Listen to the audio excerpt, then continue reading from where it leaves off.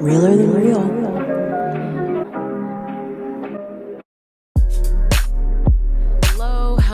Hello, everyone. Welcome back.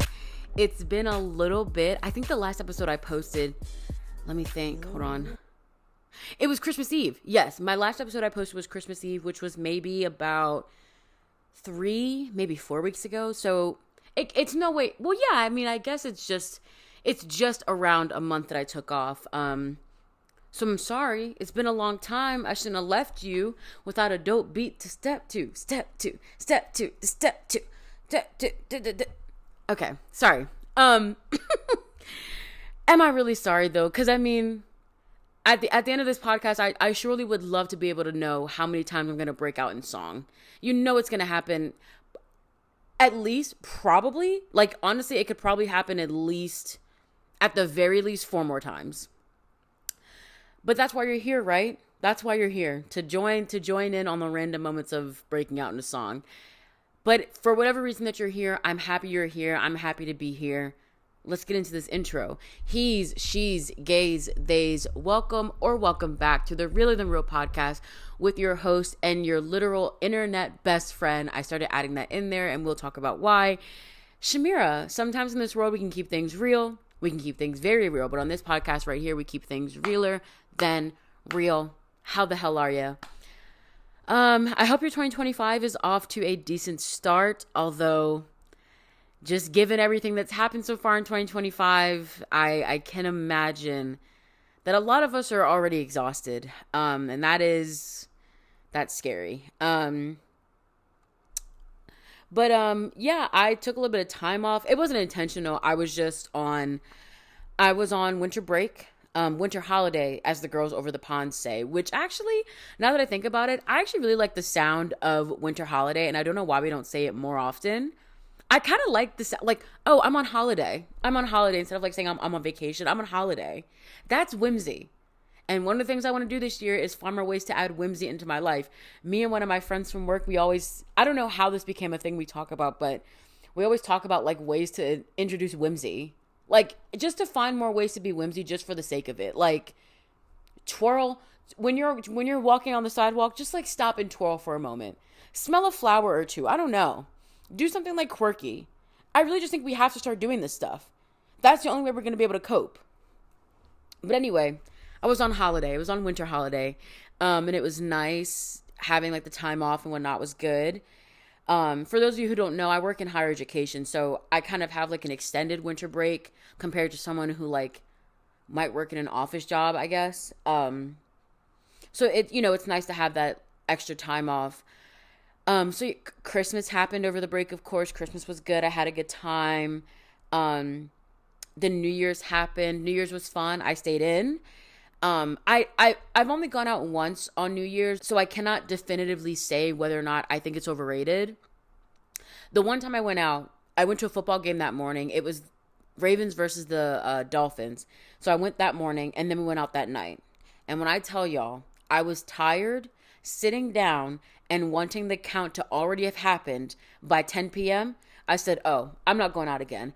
But again, I will say I went out that morning. Now, if I do it again, and the only thing I do that day is go out that night, it could be a little bit different. But this year, we stayed in, and it was nice. We drank, we ate dinner, and we watched the countdown on TV, so that was fun. And then what else? Oh, there was another national holiday. I feel like a lot of people maybe missed it, but it's okay. Yes, January 4th is a national holiday in the making, I guess, because I know that not everyone really knew. But yeah, January 4th was actually it's a birthday of a very prominent figure in pop culture and media, all things celebrity related. Yes, it was my birthday. Yes, January 4th. Yeah, no, I turned 28 recently, which is insane. I know you're saying happy birthday to me right now, so I'm going to say thank you so much. Thank you. I really appreciate it. I love you. Yeah, no, I turned 28. So if you are a baddie that's watching this right now, you have the pleasure of seeing a very full grown woman in front of you. And if you're listening, if you're one of the daddies that are listening, you're now getting the pleasure of hearing my very mature and esteemed and grown woman voice, because I know I sound so different, of course, because I'm 28. Like, I'm a grown woman now. So I turned 28 over the break. That was really nice. And there was also another important birthday that happened, you guys. And actually, it's today. The birthday is actually today. January 17th, 2024 was the first ever episode of the Realer Than Real podcast, which makes today, January 17th, 2025, the first birthday. Happy birthday, Realer Than Real podcast. You're now 1 year old. And that's just crazy to me. Like, it's insane how fast time has flown. And, you know, I've posted at this point so many podcasts now that I don't remember all of them, but some, like, when I look at them, like when I'm looking at them on YouTube or Spotify, I'm like, I remember, not only do I remember the episode, I remember what it was like filming that podcast. You know, I remember being up 12 p.m. on a work night, knowing not only do I have work the next morning, but I have to go into DC the next morning. But I'm like, I need to get this podcast episode done. But yeah, the podcast is, you know, this is great. I love making the podcast. I have so much excitement about it. I love filming it. Editing it can sometimes be a little gruesome, but ultimately I love it. I love the end product. I love that people listen to it. It's a choice that you make to listen to it, and the fact that you choose to listen to it at all, I'm truly grateful. I love doing the podcast. It's so much fun. I love to talk. I never shut up in real life, so this is actually very perfect for me. And I'm so grateful for what's happened to this podcast in just a year. I mean, I'm excited to see what can happen in it, or what can happen to the podcast in this upcoming year. Yeah, I don't know. I'm proud of myself. It's another thing to do. It's certainly something else that's added onto my plate. And sometimes, like, if I can be really than real, if I'm looking at it in a negative lens, which I won't even say a negative lens. If I'm looking at it in a honest and open lens, it can sometimes feel like another burden, and it can sometimes feel like another thing that I hold myself to a certain standard on, that when I don't meet that standard, I beat myself up about it. That's like kind of the darker, maybe more sad side of content creation. But on the more positive side, it's another way for me to connect with people. It's another way for me to do my favorite parts of content creation, which are finding community. And even though I just said the editing part is gruesome, I love the parts of editing where I get to discover how to do something new, or I have a really clean edit, or, you know, there's a certain part of a graphic that just comes out really well that I'm just so proud of. And even if, you know, the average viewer or listener doesn't hear that clean edit, or they don't see it, I know that it's there, and it makes me really happy. But yeah, you know, thank you guys so much for listening for the first year of the podcast. I'm so happy that it's her birthday. It's his birthday. The podcast is non-binary, honestly. So, but I'm very happy for what it has become, and cheers to what it will become. Wait, no, hold on. What did I say? I'm happy for what it has been. Cheers to what it will become. Everyone raise your glasses. I have my water right here. I will be getting a little beverage later on, but for now I just have my water. Hear that ice? All right, everyone. Cheers to that. Oh, girl, that water is crisp. But let's see, you guys. I mean, it's unfortunate because today, like I said, is the podcast's birthday, but January 17th, 2025 will also go down as just quite a stressful day for those of us who were on TikTok. So, for those of you who don't know, Friday, January 17th, 2025, at approximately 10 a.m. this morning, the Supreme Court of the United States, that's SCOTUS, or what I will now be calling them, a bunch of ass losers, a bunch of mark-ass, trick-ass busters, they unanimously decided that Congress's ban on TikTok in the U.S. is in fact not a impediment on the First Amendment right of the millions and millions of Americans that are on the app, and that in fact it is, Congress has a right to have this app banned for the sake of of data security of the Americans that are on the app. And unless TikTok divests and sell the app to, any American person that can buy it, whether it's another app owner or someone like Mr. Beast or someone like Mark Cuban, who, just would have enough money to throw around at an app, the app will no longer be allowed in the US. And I just, as a woman, I'll start here. As a woman who dates men or has dated men in the past, I'm no longer dating men. I am dating one man. But as a woman who has dated men in the past, I know when I'm being lied to, bitch. I know when somebody is lying right to my face. As a citizen of the United States who, is at the whims of the United States government, I know when someone is lying to my face. And this idea that all of this is for data security just feels like such a crock of shit to me. And it's frustrating. Frustrating is putting it lightly. I've gone through several emotions today, just going back and forth between the spectrums of being angry and being sad. Where do I even start? I think one of the things that is the most nerve-wracking about all of this and why this week has been so insane for people on the app, regardless of if you are a creator or just a viewer, is the uncertainty of it all. This is an unprecedented thing. I'm so sick of living through unprecedented times, but another unprecedented thing is happening where there has not been an app that has been banned in the US. Certainly not one that is big like this. Now, I know what you're saying, because people have often referenced the Vine shutdown similar to this. In my mind, it's two separate things, because one, I believe at the time that Vine shut down, it was pretty much already dead. If I'm not mistaken, I feel like Vine was already dead. But the biggest difference between these two things is that one is involving direct government interference, and that is the unprecedented thing. The thing about Vine is that while it did shut down, it was already kind of slowing down, and people were already gradually leaving the app, This has bigger implications than just an app being taken away. It's not an app that just eventually becomes like a ghost, kind of like a graveyard and whatnot. Like, this is serious stuff. Even right now, so it is reported that January 19th could be the last time that users ever see the app in America. We don't know if that means 12:01 or I guess like midnight January 19th, the app is gone. We don't know if that means when you try to open the app, it'll be a black screen. Will an error message pop up? Will TikToks not load?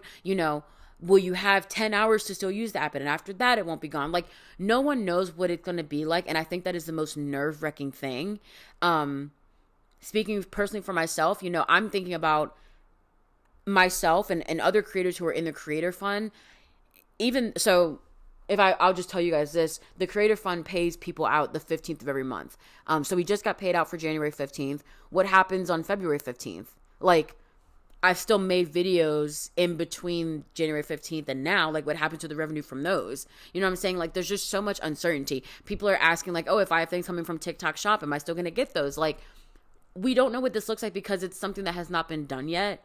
And there's a reason something like this has not been done, because why in the mother is this happening? So the uncertainty is really scary. It's terrifying, honestly. I'm so sick of it. I'm sick of it all, bitch. I really am. The reason that I said I think we're being lied to is because, and I'm going to give a warning that I might be grossly simplifying data security, things like that, but this is just my understanding, right? And we're being realer than real here. And my understanding is sometimes not most logical, but it is how I feel, so I want to say it. One, here's been my idea with data security. Yes, on the grand scheme of things, you should try your best to keep your data secure, right? Like, you shouldn't, if you're talking on, I don't know, if you're messaging someone on WhatsApp, you shouldn't give them your social security number or whatever the case may be, You shouldn't have pictures of your credit card in your phone because if like things like that. That stuff keeps your data secure, right? But there are things at a large you can do to keep your data secure. And there are, like I noticed with the most recent Apple update, they do this thing where, so there's like a password app. And if you have a lot of passwords that are similar, they will let you know and you can go and change them because that's a way of keeping your data secure. On the large scale of things, you should keep your data secure. My thing is this, right? And I say this analogy all the time, but I think it's true. Like, I think this is a real thing. As secure as you keep your data, there is a 12-year-old kid in Oklahoma who has nothing but time on his hands. And he might spend all his life on websites like 4chan and just other like kind of dark web-esque websites that teach people how to steal people's identity.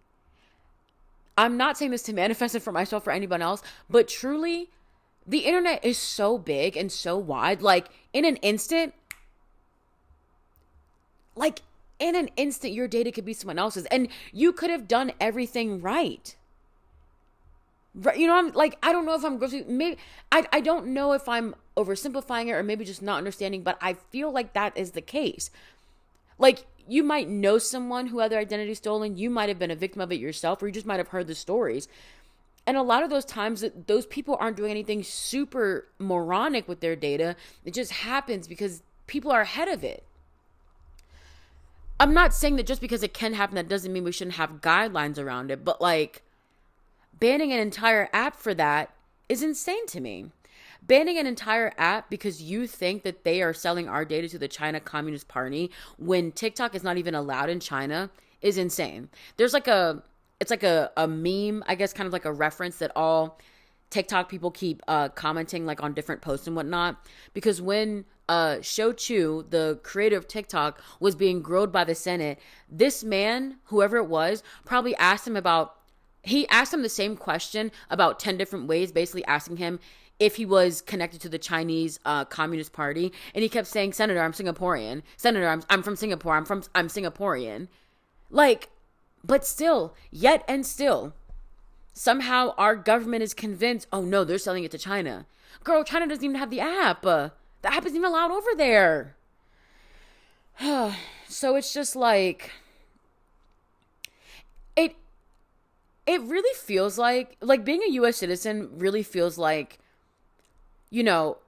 everyone keeps using the analogy of being a child of divorce. I've never been a child of divorce because I've, always lived in a single parent household. But it feels like, you are a child of divorce and the parent you want to live with, the court took you away from them and now you're living with this other parent and they told you, we're going to take care of you. You elected us as your government official.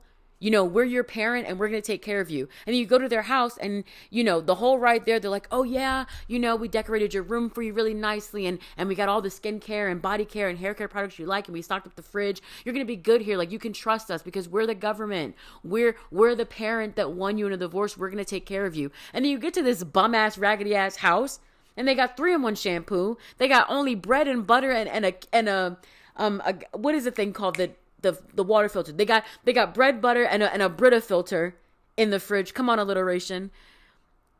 And they don't even have a good mattress for you to sleep on. The mattress feels like a college mattress.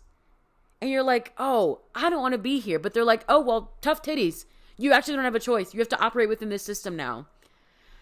It's just so frustrating. Like, it's annoying. It's just so annoying. And so right now, where the fate of the app is, it's all up in the air.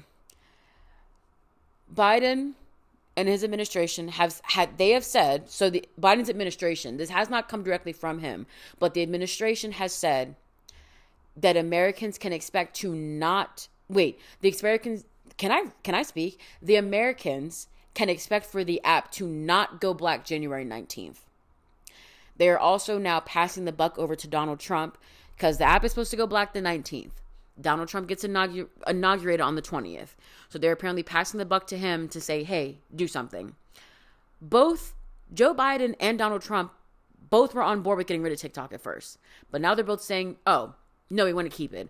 Donald Trump wants to keep it because he knows that he can use his platform to access, his followers and spread his agenda, all that other bullshit. So now he's saying he wants to keep it. And I just, the uncertainty of it all is so maddening to me. It's just frustrating because it's like, I just wish someone could give us an answer, but no one can give us the answer because this is, again, an unprecedented fucking time. And I'm exhausted. I'm exhausted from it.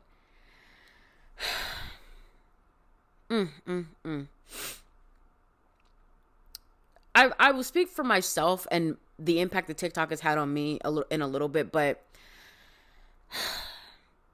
if you've been on TikTok in the past few days, I mean, it really just feels like the longest goodbye ever. And it hurts. And it makes me really, really sad. When did I download TikTok? I mean, I guess I downloaded at the same time as everyone else, right around the pandemic. I had my moment with TikTok where I wasn't really vibing with it. And I'm like, oh, this app, I don't like this app at all. But eventually, once the algorithm got a little better and you started seeing more of a variety of creators on that app, it became fun again. When I first downloaded it, it was a lot of like, the dancing creators and, people who lived in these big lavish houses and stuff like that. And it wasn't really something I could relate to, but I think when I gave it another try, I saw people like me. I saw body types like mine. I saw black girls like me. I saw people doing regular things like me, and I felt connected to them. And then I felt connected so much in a way that I thought that I could do it myself. And when I first started posting on TikTok, I wasn't posting seriously. I, of course, wanted like the likes and the instant gratification, but I wasn't posting seriously. I'm trying to think when I actually started posting on TikTok, like with the idea that I wanted to show my lifestyle content. And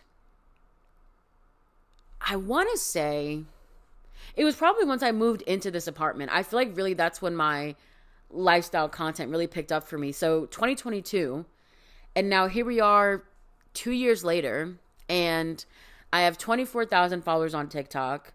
Let me look at my like number. Hold on. 8,406.9K likes. And it's growing every day. And hold on now. Did I just get a hate comment? Hold on. Not all right. And me sitting up here about to get hella emotional about TikTok, and someone commented on one of my commuting videos, I won't miss this. Go f*** you. Now see, that's hilarious. That's hilarious. God, that's so funny. People make me laugh on the internet, bro. And I mean, that is a TikTok experience. I just think that's hilarious. Yeah, no, I feel like 2022 was when I really started to take TikTok seriously, and I did it with the intention of connecting with people. I wanted to show people. I think at the time when I started doing it more seriously, it felt like people were wanting to see realistic creators. We had gotten like such an influx of luxury creators who were showing their big lavish houses and like, oh, I just spent $400 on Amazon and I got all these things, or oh, come spend a day in the life with me. Like, oh, it would be like, come spend a busy day in the life with me. And the busy day in the life was like, I'm going to Pilates and I'm going to get my nails done and I have a brow appointment and I'm going shopping. And it's like, and yes, that is a busy day, but for some people that is like their ideal day off from work.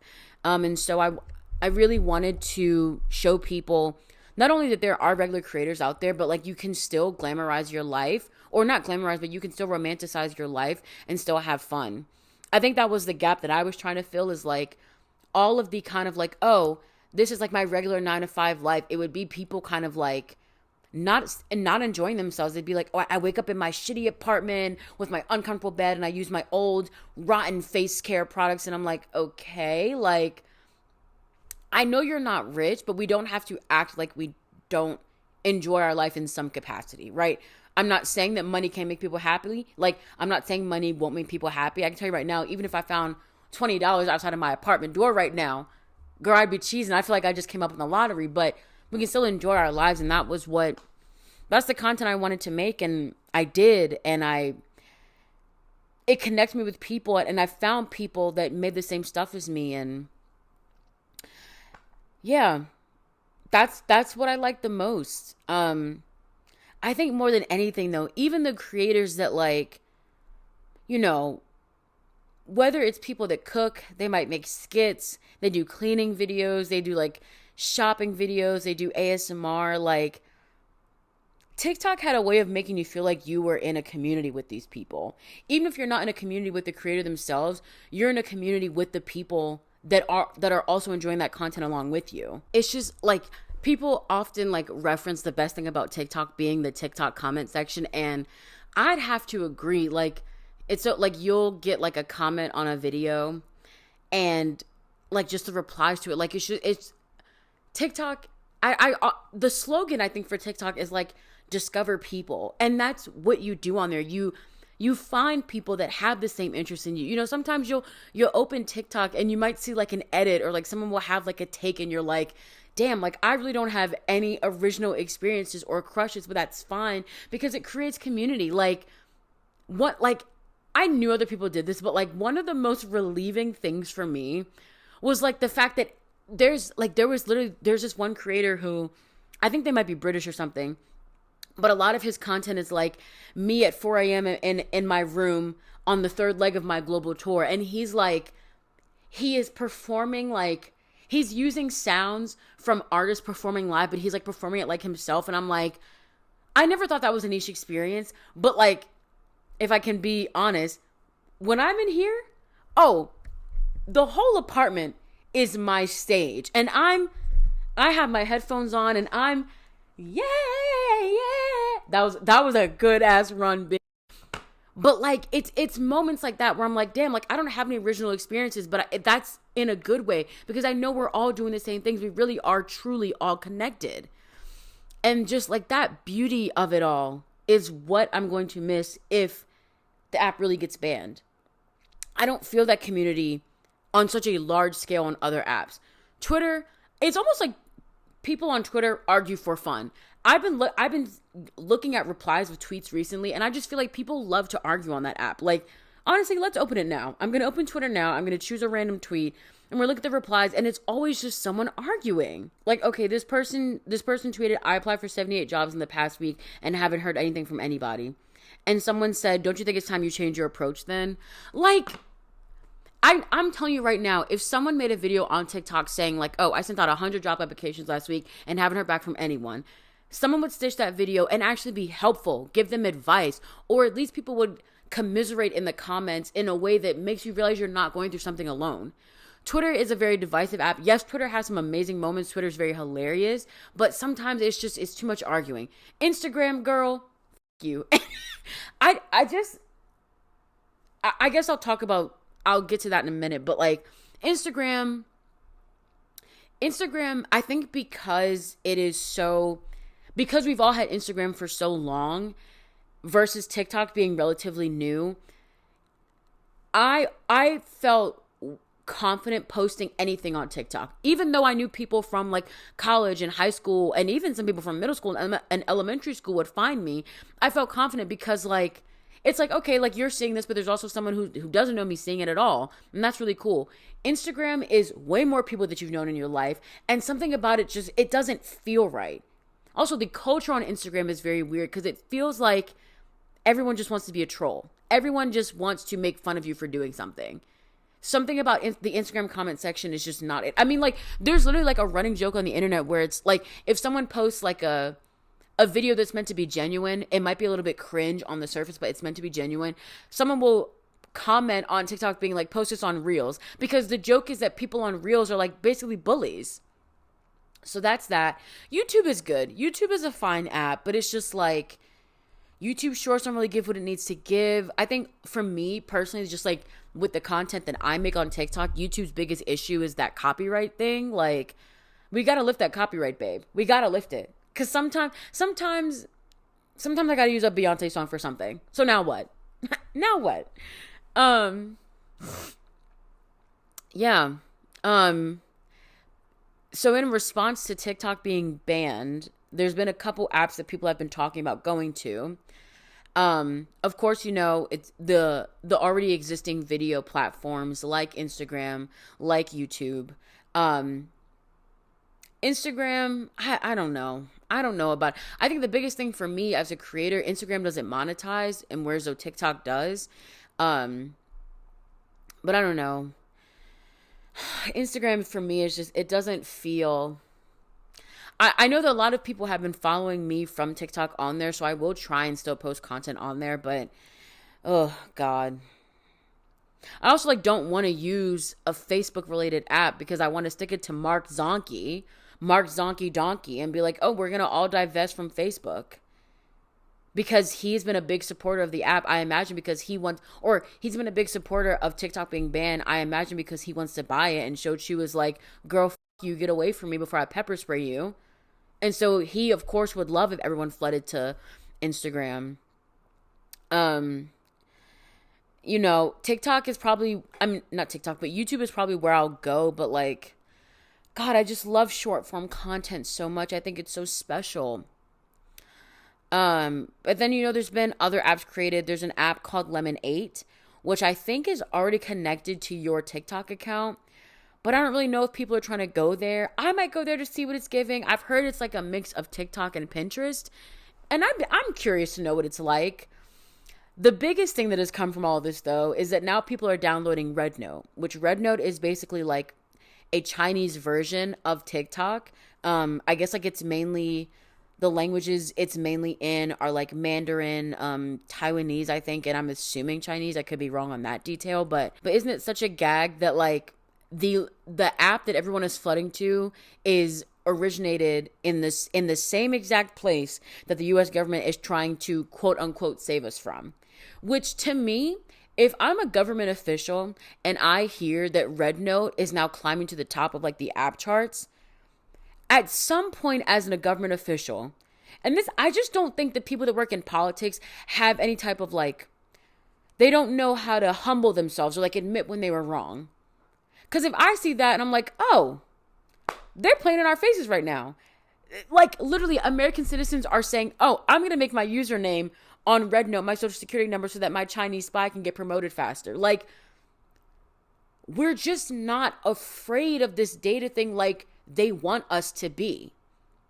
I think what it feels like the government is really doing right now, and not even just with the TikTok ban, but it kind of feels like that with everything. It feels like they want us to constantly be riled up and angry and scared, because I feel like in their minds, a group who is angry and scared and goes to their government for things is easily manipulated, and we will do whatever they want us to do. But that's just not what's happening. The American people, and I know I'm not a political person, so take what I say with a grain of salt. The American people are getting to a point where we are f***ing sick of it.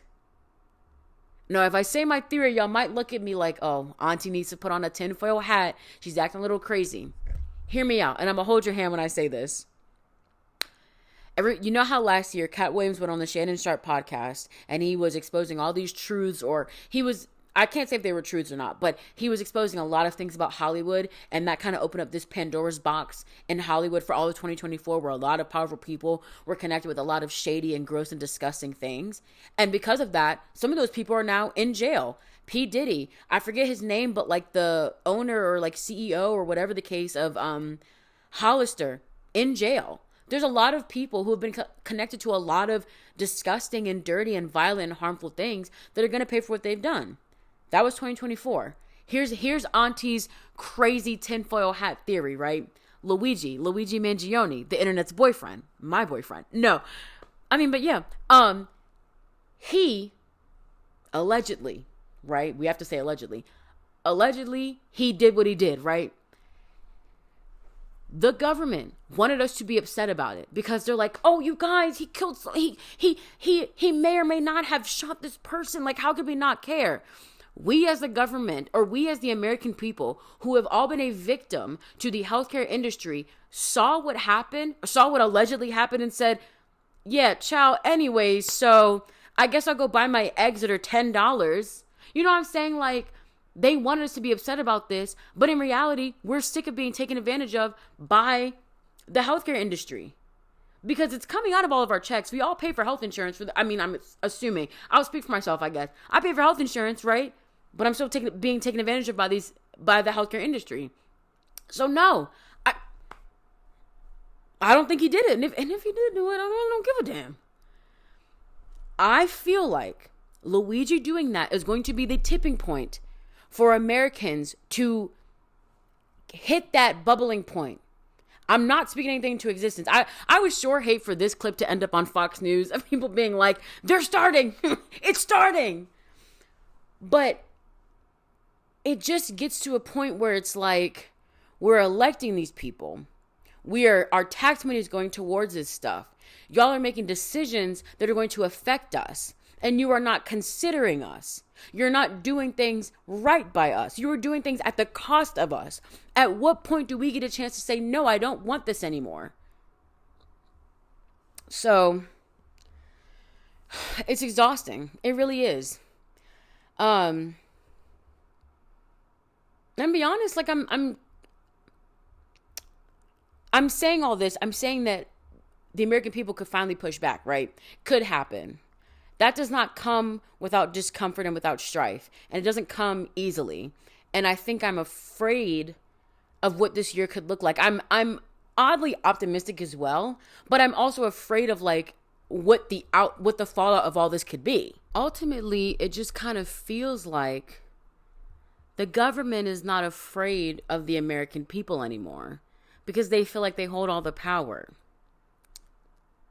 And look, as Atomic Kitten once sang, the tide is high, but I'm holding on. I don't know why I felt the need to sing that song because it literally doesn't connect at all. But what I am saying is that the tide is going to turn.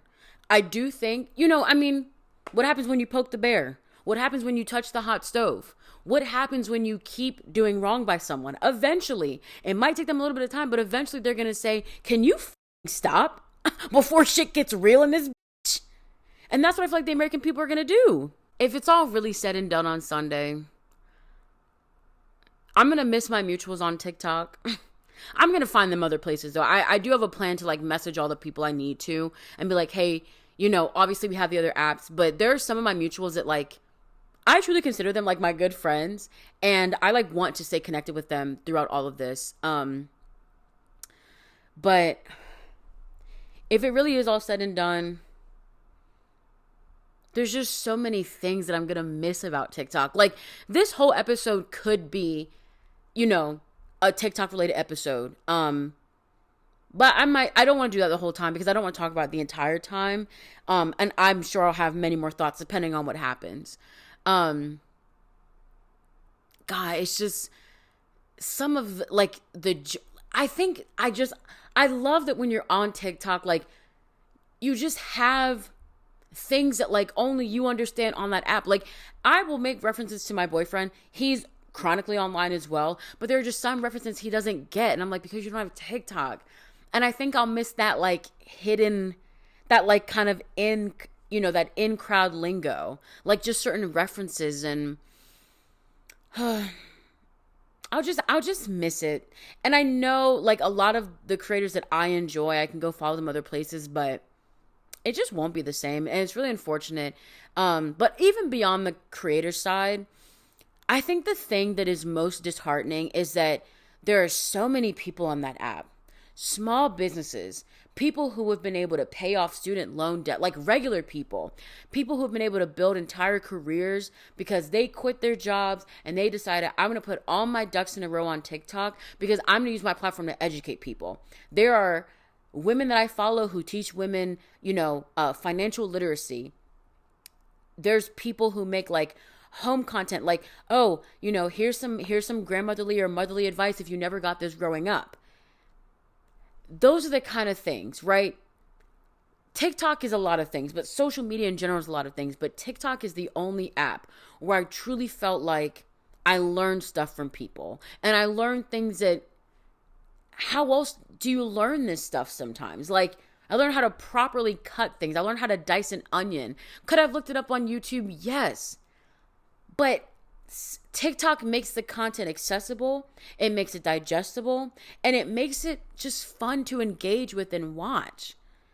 Because that's the thing sometimes on TikTok, people are willing to be vulnerable about things that if you do it anywhere else, it doesn't work. If you do it anywhere else, you get made fun of. If you do it anywhere else, it gets picked apart and you get analyzed.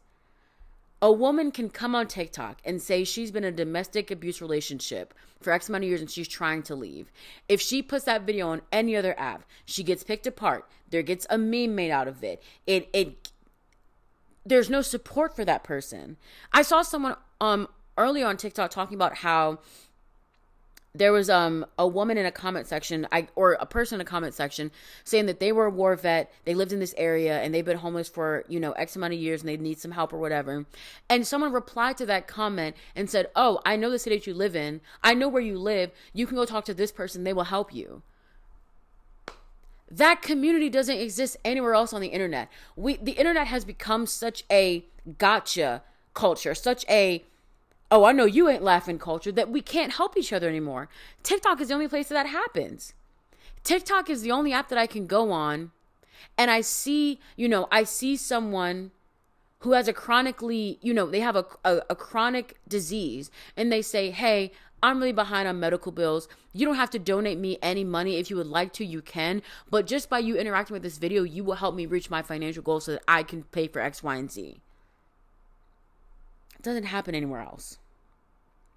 The amount of small businesses, not even like the amount of businesses, both big and small businesses have definitely thrived on TikTok. Like that, it said that like small businesses could stand to lose like $1 billion in revenue if TikTok goes away. That's like, I just, let's say for a second that the data security thing is real. I just don't understand how people in Congress are okay with this going on. How can you look at the American public, realize how much good TikTok is doing, but you're deciding for your own selfish needs because you're afraid that the youth will grow up and they want to go against the government? So you're like, oh no, sorry. The idea that the youth could grow up and want to go against us is way more important than helping small businesses, making sure the information is accessible to people, making sure that people find community, making sure that people have, a chance to maybe not live the American dream, but be able to have some financial comfort. You know what I'm saying? Like, it's so sick and it's so twisted. It really does just feel like I'm saying the longest goodbye, and it's really, really painful. Like TikTok right now, it's like I want to keep scrolling on it so that I can just enjoy the last moments, but then it's like, should I start practicing like my separation? It's just so hard. But, if it's all said and done on Sunday, it's been one hell of a ride on TikTok, and I've enjoyed every second of it. And if you're on TikTok and you're a creator, the things that, they've been telling us to do it now. So make sure if you're on TikTok and you have videos you want to save, you can either manually save them to your phone, although, rest in peace to your storage, but you can request your data from TikTok and you can download it. If you have a computer, or I think you can maybe do it on an iPad as well, but you can download a Google Chrome extension called My Fave TikTok, and you can save all your TikToks in your favorite folder. I just did that today. I have all of my edits and whatnot saved, and I'm so happy. But yeah, like, it's gonna be a rough weekend. Like, it's so unfortunate that like this is happening on a weekend because I don't like to spend my weekend stressing about anything. But it's just, like, I think once I realized today, I was like, Supreme Court made this ruling on Friday. Now I have to wait till Sunday to see what happens. And now I have to wait till Monday to see what's really going to happen. Like, I'm just going to spend this whole weekend in dread and denial, and I don't like that. But, oh, TikTok. The funeral for TikTokiana. I got to find my all black. I should have been wearing all black today. I feel like maybe on camera, I don't think it looks black, but this is navy blue. My yoga pants are black though, but I've had so much fun on TikTok. I have connected with people. People have told me that I've inspired them to like commute to DC and find jobs in marketing. And that to me is just so crazy that like this goofy girl right here has inspired you to do something. Oh, honey, you've touched my heart. That's really kind. That's all I've ever wanted out of content creation, is to connect with people. And I still want to do that. I'm gonna find a way to do that, because what else am I supposed to do? Like, quite literally, if I'm not making content, I don't know what I'm gonna do with my free time. So I literally need to do this to keep myself busy.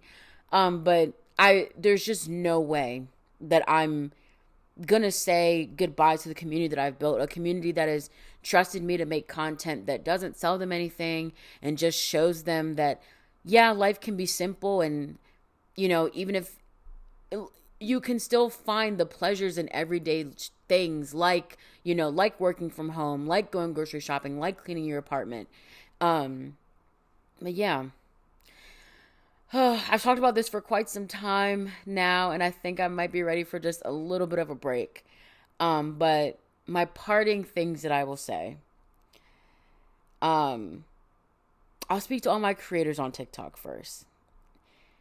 If you've created content on TikTok from the second it started to, till the very last piece of the ship sinks, no matter how big or small your following is,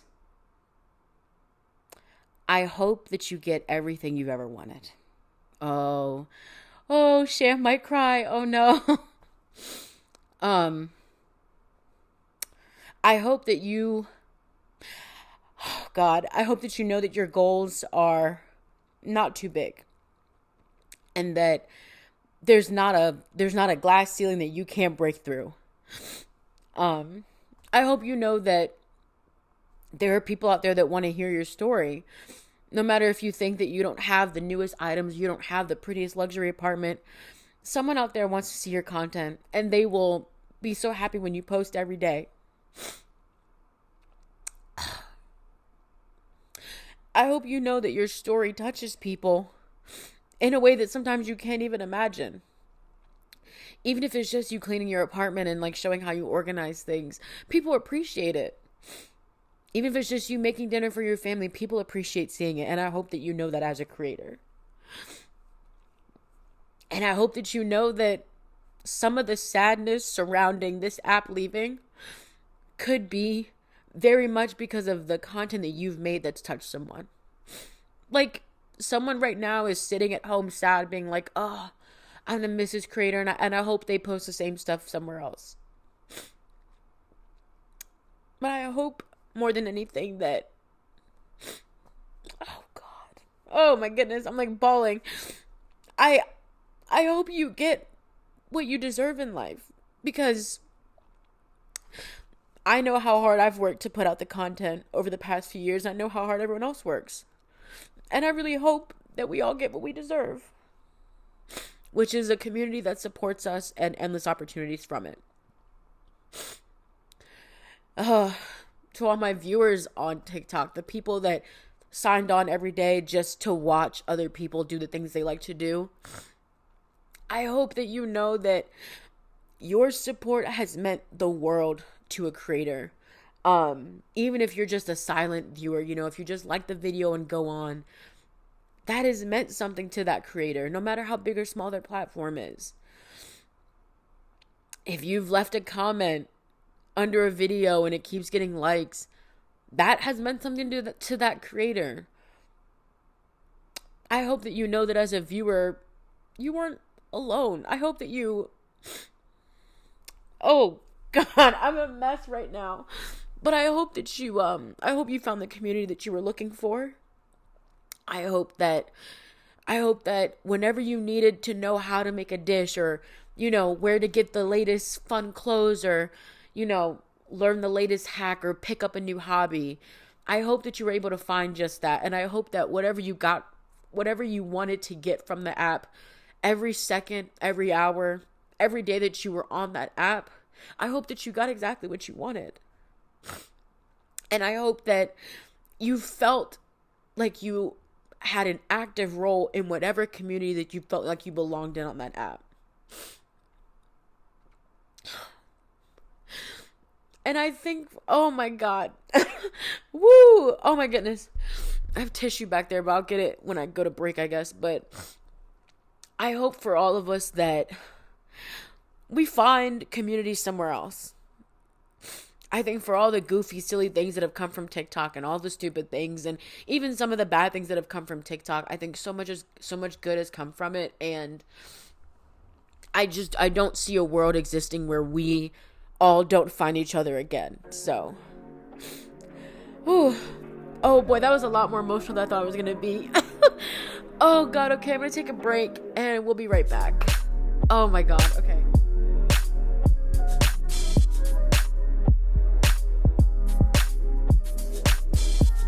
Hey friends, I hope you're enjoying the pod so far. While I've got you here, would you mind giving the podcast 5 stars on wherever you listen to podcasts? Maybe even leave a review so the platform knows I'm your internet best friend. If you're watching along on YouTube, feel free to like, comment, and even subscribe. Thanks, and I hope you enjoy the rest of the show, Pookies.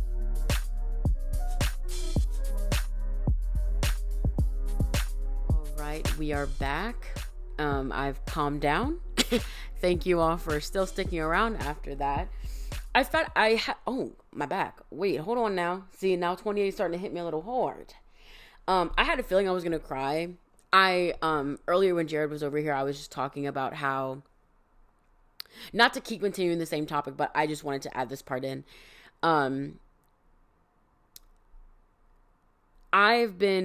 It's a really weird time for me right now because, like, I do feel like TikTok is the end of what has been, how do I put this? If it does happen, I do feel like TikTok is the end of what has been the most pivotal part of my content creation career. But in that same time, it just kind of feels like my inbox is flooding with different opportunities. And so it really is this weird moment for me where I feel like I'm at the top of the hill and I feel like I'm getting things, but it feels like I'm at the top of the hill and I'm getting things, but it feels like the hill is like starting to disintegrate at the bottom of me. I'm really good with analogies, you guys. That's one of my skills. Anyway, so I started crying a little bit. I literally was in the middle of the sentence. I was telling him that. I'm like, actually, I don't want to say it anymore because I feel like I'm just going to cry. And I shed one tear and then I stopped because we were watching Abbott Elementary. So I was able to gather myself. I had a feeling I was going to cry. I didn't think I was going to boo-hoo like that. But anyway, end of the first segment, beginning of the second segment on this podcast. We like to do something a little fun.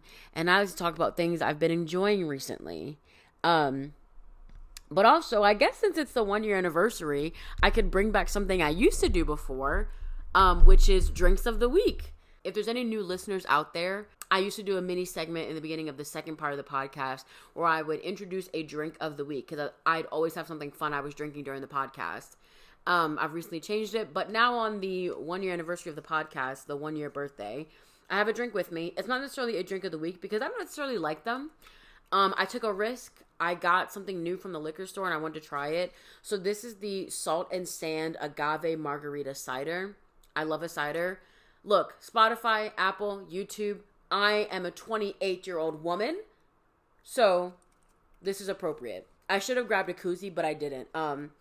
It's supposed to be a margarita cider. I love margaritas. I love ciders. The mix, though, I'm not too sure on.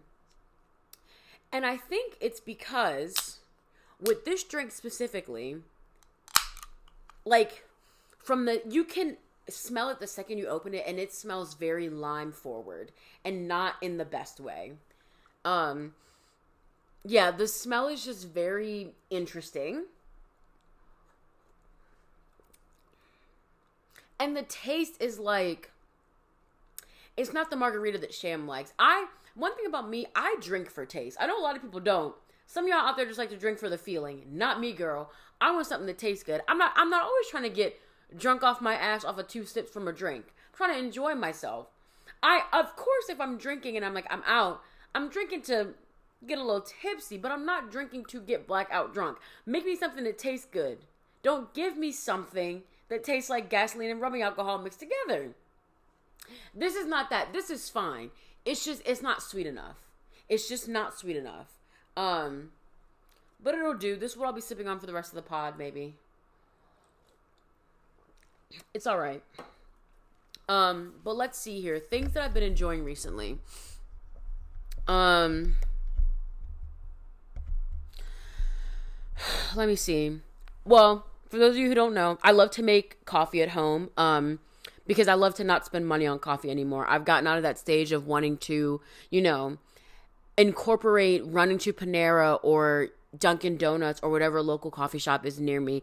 I've gotten out of that habit because that stuff just adds up, Sometimes it's like, oh, it's 3:41 on one Tuesday morning. How bad could it be? But then it turns into, oh, I got coffee Tuesday and, and Friday. So now instead of 3:41, it's 6:82. Took me a minute to do that math, but I got there. And now it's like, oh, well, that coffee was just so good. I want to get it every day this week. And now I'm not going to do the math again. But like it just adds up in a bad way. You didn't need me to explain to you how math works, but I did. But yeah, I've just really been enjoying making my own coffee at home. And recently I just got into putting cookie butter into my coffee. So, Biscoff, they have a crunchy cookie butter. I use the crunchy one. I don't use the smooth one. Some people think it's weird that I use the crunchy, but I like the texture. I like a little crumble in my coffee. So I've been using that. Elevates the coffee so much. And usually I make my coffee. So I use Cafe Bustelo and I use brown sugar. But I was getting worried about how much sugar I was putting in my coffee because I was doing tablespoons. No, which one is the bigger one? Is it teaspoons or tablespoons? Whichever one is the bigger out of those two, I was doing two of those of the Cafe Bustelo, 2 of those of the brown sugar, and then I would do maybe like 1.5 of the cookie butter. I'm like, I feel like this is a lot of sugar. So I did it without the brown sugar this morning, and it wasn't as sweet as it is because obviously I took out one of the main sugar components, but it was still really good. But in any regard, I've just been enjoying making my own coffee. I'm looking forward to making my own coffee syrups. I've been seeing on TikTok that they're really easy. Fortunately, if the app goes away, I hope that the people that have been posting their coffee syrup recipes are posting them elsewhere, because that's something I really think I want to get into because, obviously buying all the stuff to keep your household stocked so that you have certain ingredients to make things can be expensive, but long-term wise, I think having those things in-house is always going to be more affordable. And it's so funny because Jared will accuse me of being like an ingredient household, and I'm like, no, I'm not, but like I am becoming that because I just like to make things. I still have some snacks laying around, but yeah, I don't know. But yeah, I've been enjoying exploring how to make my coffee at home. And this is something I've been enjoying, but I know it's going to get out of hand soon, so I need to relax. So Cafe Bustelo, the instant espresso, comes in like this really nice glass jar. And I right now, I think I have about 3 or 4 of them. I don't need all 3 or 4 of them. Actually, no, I think I have 5 total. I'm using 1 right now for my powdered sugar. And I think I have about 3 or 4 in my cabinet. So I've been saving a lot of jars. So right now, I saved a lot of my Cafe Bustelo jars. I had a jar of apple butter. I saved that jar. I had a jar of relish. Once that finished, I saved that jar. The mini jar of relish, though, it's honestly so perfect because I took it to work because I like to add cold foam on top of my coffee, and there's not a frother at work, and I'm not bringing my frother from home to work, so I just had the little relish jar. It's like the perfect size to make the perfect amount of cold foam for my coffee. So I put the creamer in, I put the ingredients in, put the lid on, and give it a good shake, and it froths up enough. Like, you guys, it's so genius. But yeah, right now I'm enjoying like saving different containers that food comes in. And I know this is directly a trait from my grandmother and from my mother. I know it is. It's literally a generational thing. It's not even like a taught skill. It's just you grow up in a house with a bunch of different containers. You're going to like learn to adopt the habits. So I need to stop before it gets out of hand, but I love it. There's just so many good containers that foods come in. Like, it's like so many things are just so perfect, but I'm enjoying it, but I want to stop before it gets out of hand. Let me see. Another thing I've been enjoying, I haven't started it yet, but I am looking forward to doing it because one of the things this year I want to do is just like not buy as many things. I don't know if I'll do an official no spend month, but I just want to be more intentional about my spending habits, particularly with clothes, which I don't think I buy a lot of clothes, but then I don't buy a lot of clothes throughout the year, but I do notice that like if I'm doing an event or something, or if I have something to go to, or if I have like a little vacation, a holiday, if you will, I will like buy, like for example, I don't know if I'm going this year, but when my college does alumni weekend, I do find myself shopping for outfits for that weekend. And even though I wear the outfits and whatnot, hello? Is there a light blinking or am I just like going crazy? No, there was a light blinking. I'm not going crazy. I know what I saw. And it makes me a little nervous because the other day I'm sitting in here doing my thug thizzle, and if you're watching or if you're listening, you can't see this, but I have this warm white LED rope light on that wall over there. It turned on by itself, bitch. I was terrified. Anyway, I just want to be more intentional about like clothes that I buy this year. So my rule for buying clothes or anything like that is I'm going to do a 1 in, 1 out rule. I cannot replace something or I cannot buy something until I've gotten rid of something else. If it fits, like right now, I have jeans that I like. Now, if I go to like Old Navy and they have jeans on sale for like $10 and I find something in my size, I'm not going to pass it up because Old Navy makes good jeans, and finding affordable or, discounted jeans that you like is a rarity. So if that happens, but like, I'm going to go through my closet, get rid of any clothes that I haven't worn in a while. Because I do want to buy like some new things. I want to go through like all of my, my unmentionables, my underwears, my bras, things like that. Go through that, get rid of some old stuff. But I'm also really excited because I'm going to go through my house and like get rid of like objects that I don't want, and I'm going to give those to Goodwill. So you probably can't see it on camera. I can't tell if you can. No, I think this blanket's in the way, but down there on the floor, I have like a big, it's like a big plastic bag that I had an Amazon package come in, but I just kept the bag because I'm like, this is a good bag. Again, it's me saving the containers of stuff, but it's a really good sized bag. And right now I have in there a couple of coffee pots. I think I have a Lazy Susan I want to get rid of.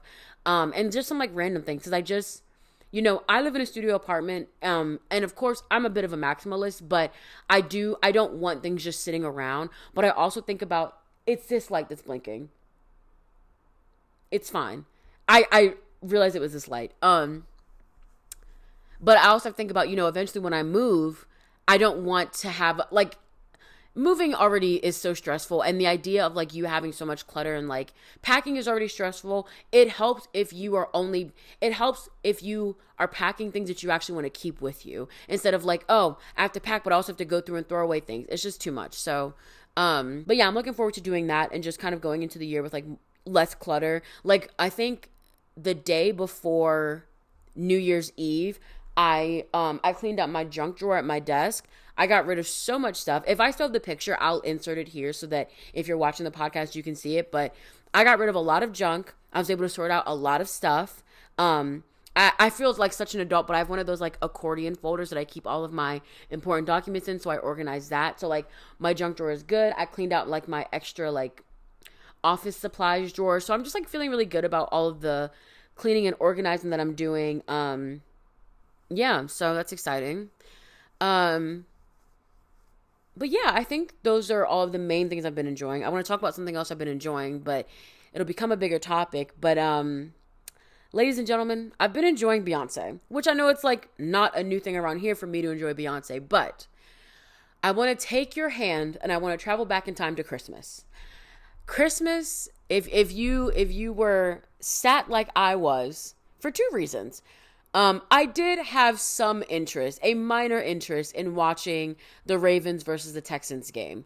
For those of you who don't know, I'm from Baltimore, Maryland, home of the Baltimore Ravens, and I have a slight interest in football. I'm not dedicated to it. I don't truly care, but it's fun if you have a good team to watch, I guess. So I wanted to watch the game, so I watched it because of that. But I know why I was really there. I know why I was there. When I heard Beyonce was performing at that I almost said baseball. See, that's how you know I don't really watch this stuff. When I heard Beyonce was performing, I was locked in. I watched the performance with my brother and my grandmother, which is so funny because neither of them are like, they don't get it. So it was hilarious for me to be like standing up and like, I'm like enthralled at what I'm seeing on screen. And they're just like, oh, okay, this is nice. Like I remember like Beyonce, this was probably when she was, during the performance many times I said, damn, she sounds good. And my brother was like, well, she's a singer. She's supposed to sound good. You don't get it. You don't understand. She sounds good.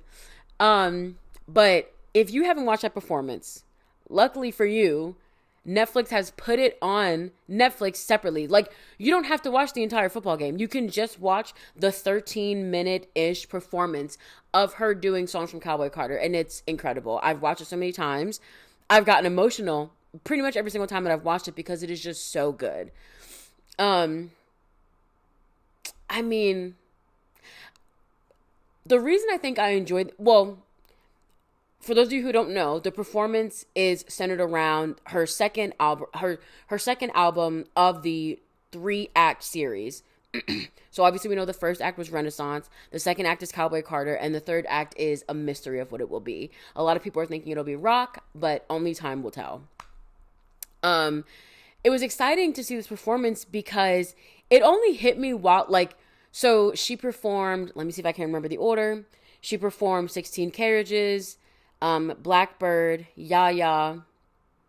She did, I'm trying to think what else. After Yaya, it was like she did a mix of like Spaghetti and Riverdance. And she did like some parts of like Two Hands to Heaven, I believe. She definitely did Spaghetti because she brought Shabuzi out to perform. She did Levi's Jeans. She did Jolene. She did My House. She did Texas Hold'em, and then the remix to Texas Hold'em. But it was so good. And I think for me, what was the most, like, just incredible part, and it didn't hit me, like, the second she started singing, but I don't think it hit me until, like, maybe once she got to Yaya, I was like, because, and I think it hit me once she got to Yaya because that's my favorite song on the album. I don't want to hear no yeah. You got me moving, boy. You got me ooh when you might know what you're doing. Put them babes to bed. The sweat out the sheets. Got you up all night. Now you don't want to leave. I can soothe your pain, yeah. Come on, boy. You call my name, yeah. World of Wing got you insane, yeah. Giving me okay. It hit me once you started performing Yaya. I was like, oh, we've never seen any of these songs live. And that was the thing for me that was like so incredible about it, is that even with Renaissance, obviously she's performing Renaissance, which is a new, well, at the time it was a new album that has not been performed, but within the Renaissance tour, she performed songs that, like, if you've ever seen any type of like Beyonce super set of performances, you've seen her perform these songs. So like during Renaissance, she performed Crazy in Love.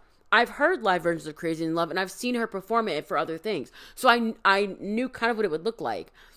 But seeing this set for the, you know, Beyonce Bowl, as it's being called, none of those songs have been performed live. And I think that made it even more exciting because it's like, oh, like, what notes are she, like, what's the live note changes she's going to do? What's the choreography going to look like? Like, it was just so fun to see that. Like, I don't know, something about that makes it so enjoyable. Like, if she got up there and she did like a set from Renaissance, it would have been incredible. I would have loved it, like, regardless. And I think a lot of people would have liked it.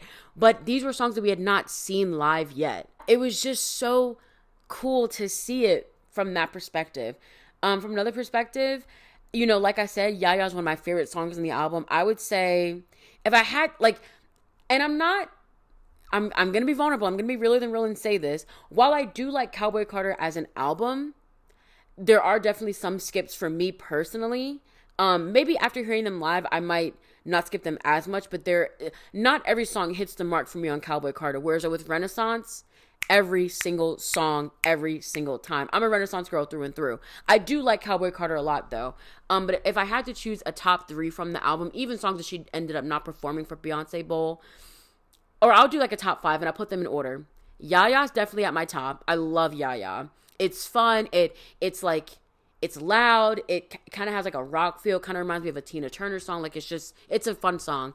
Vocally, I think she's incredible on it. I would say Yaya, Levi's Jeans, which is her song with Post Malone, which she performed live. Oh, it was so good.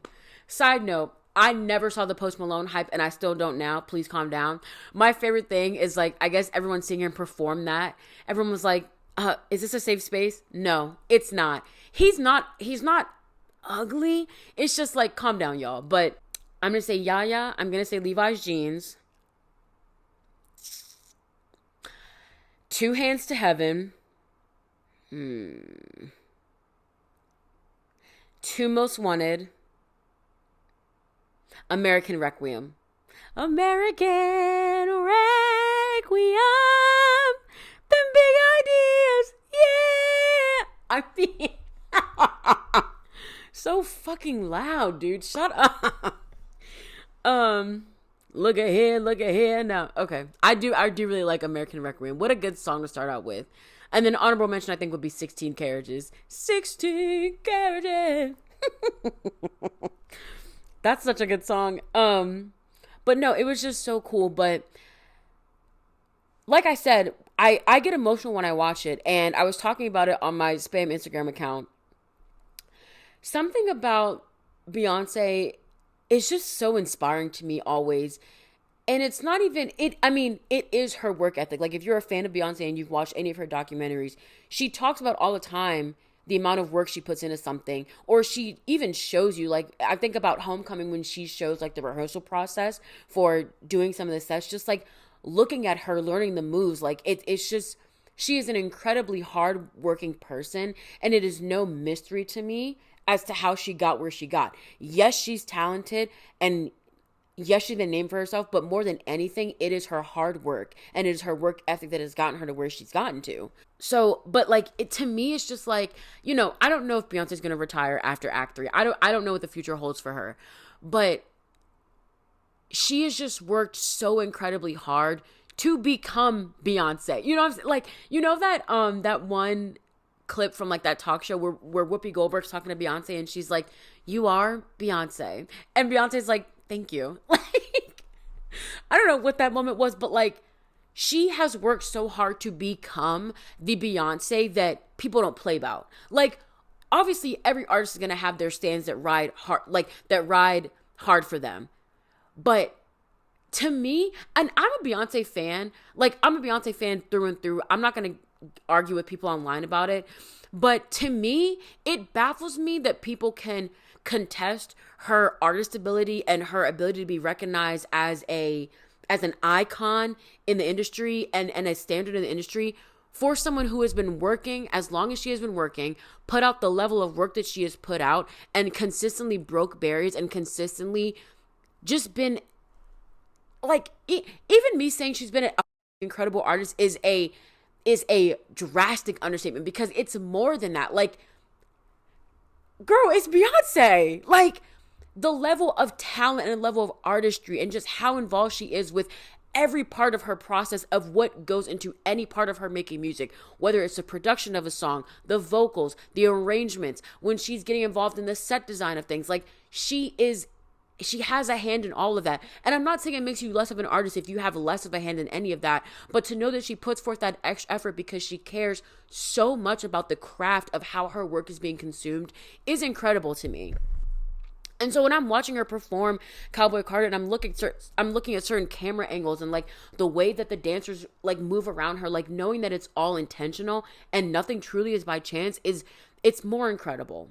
Knowing that she's worked so hard to get to this point, and you can see that she's still like so happy like with what she's done, but that she still knows that she has more gas in the tank. In the tank, she's ready to keep going. Even like there was a clip, I guess maybe like an audience clip of like after the performance finished, so she's leaving the field to like, I guess, go backstage or whatever, or go, leave the field of the stadium, and she's like so happy and cheery, and like you would almost think you were looking at like someone who did their first big show, but she's so happy because look at what you've done, like look at what you've created, look at everything that you've been able to make happen. It's just so beautiful. Like I truly am proud of her in the way where like she's an idol. She is truly someone that you aspire to be like, or someone that you aspire to be. She's like incredible. The performance was amazing. I loved all the intentionality with like people that were there. So she performed Blackbird, and she had all of the, the black country music singers that she had on the original song for the album. She brought them to perform with her. That was so beautiful. She brings out Shabuzi to do his verse, from Two Hands. No, I'm lying. From Hello? What song is it? Sweet Honey Buckin'. was drawing a blank. She brought up Post Malone. That's great. My favorite part of the performance is when the crowd realizes that Blue Ivy is performing with her, which Blue Ivy is kind of like all throughout the show, but during Texas Hold'em, there's a part where like Blue is like front and center in the camera, and the way the crowd reacts to her is so beautiful. Blue Ivy is someone who's grown up right in front of our eyes.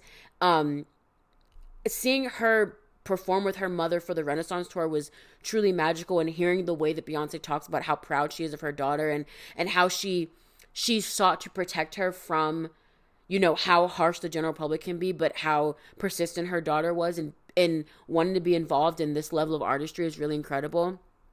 And, you know, to know that Beyonce has a fan base that is so supportive of not only her, but her daughter as well, I think is really beautiful. And so seeing her up there being able to dance, it was just incredible. I mean, she's a good dancer, and it was so cool to see her up there. I didn't notice she was in like Yaya and like the performance of, or like the choreography from My House. So I didn't see it until I watched it back. But like when I saw her pop up for Texas Hold'em, I was like, oh my God, it's Blue. And Shamira was like, you don't know her like that. Call her by her full name. But that's the niece. I know her. But it was just so cool. And it's just such a good performance. And I've enjoyed watching it back on Netflix. I think after this, once I'm done filming the podcast, I might watch it one time for the one time, because I actually have not watched it on my TV yet. I've been watching it on my phone.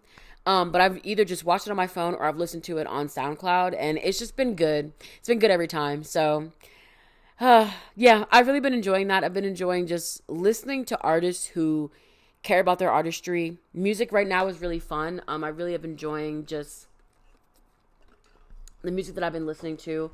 I heard rumors that maybe Bruno Mars is going to come out with another album this year. So, Bruno, when you do, just know that when you do, you're coming on this podcast so I can interview you.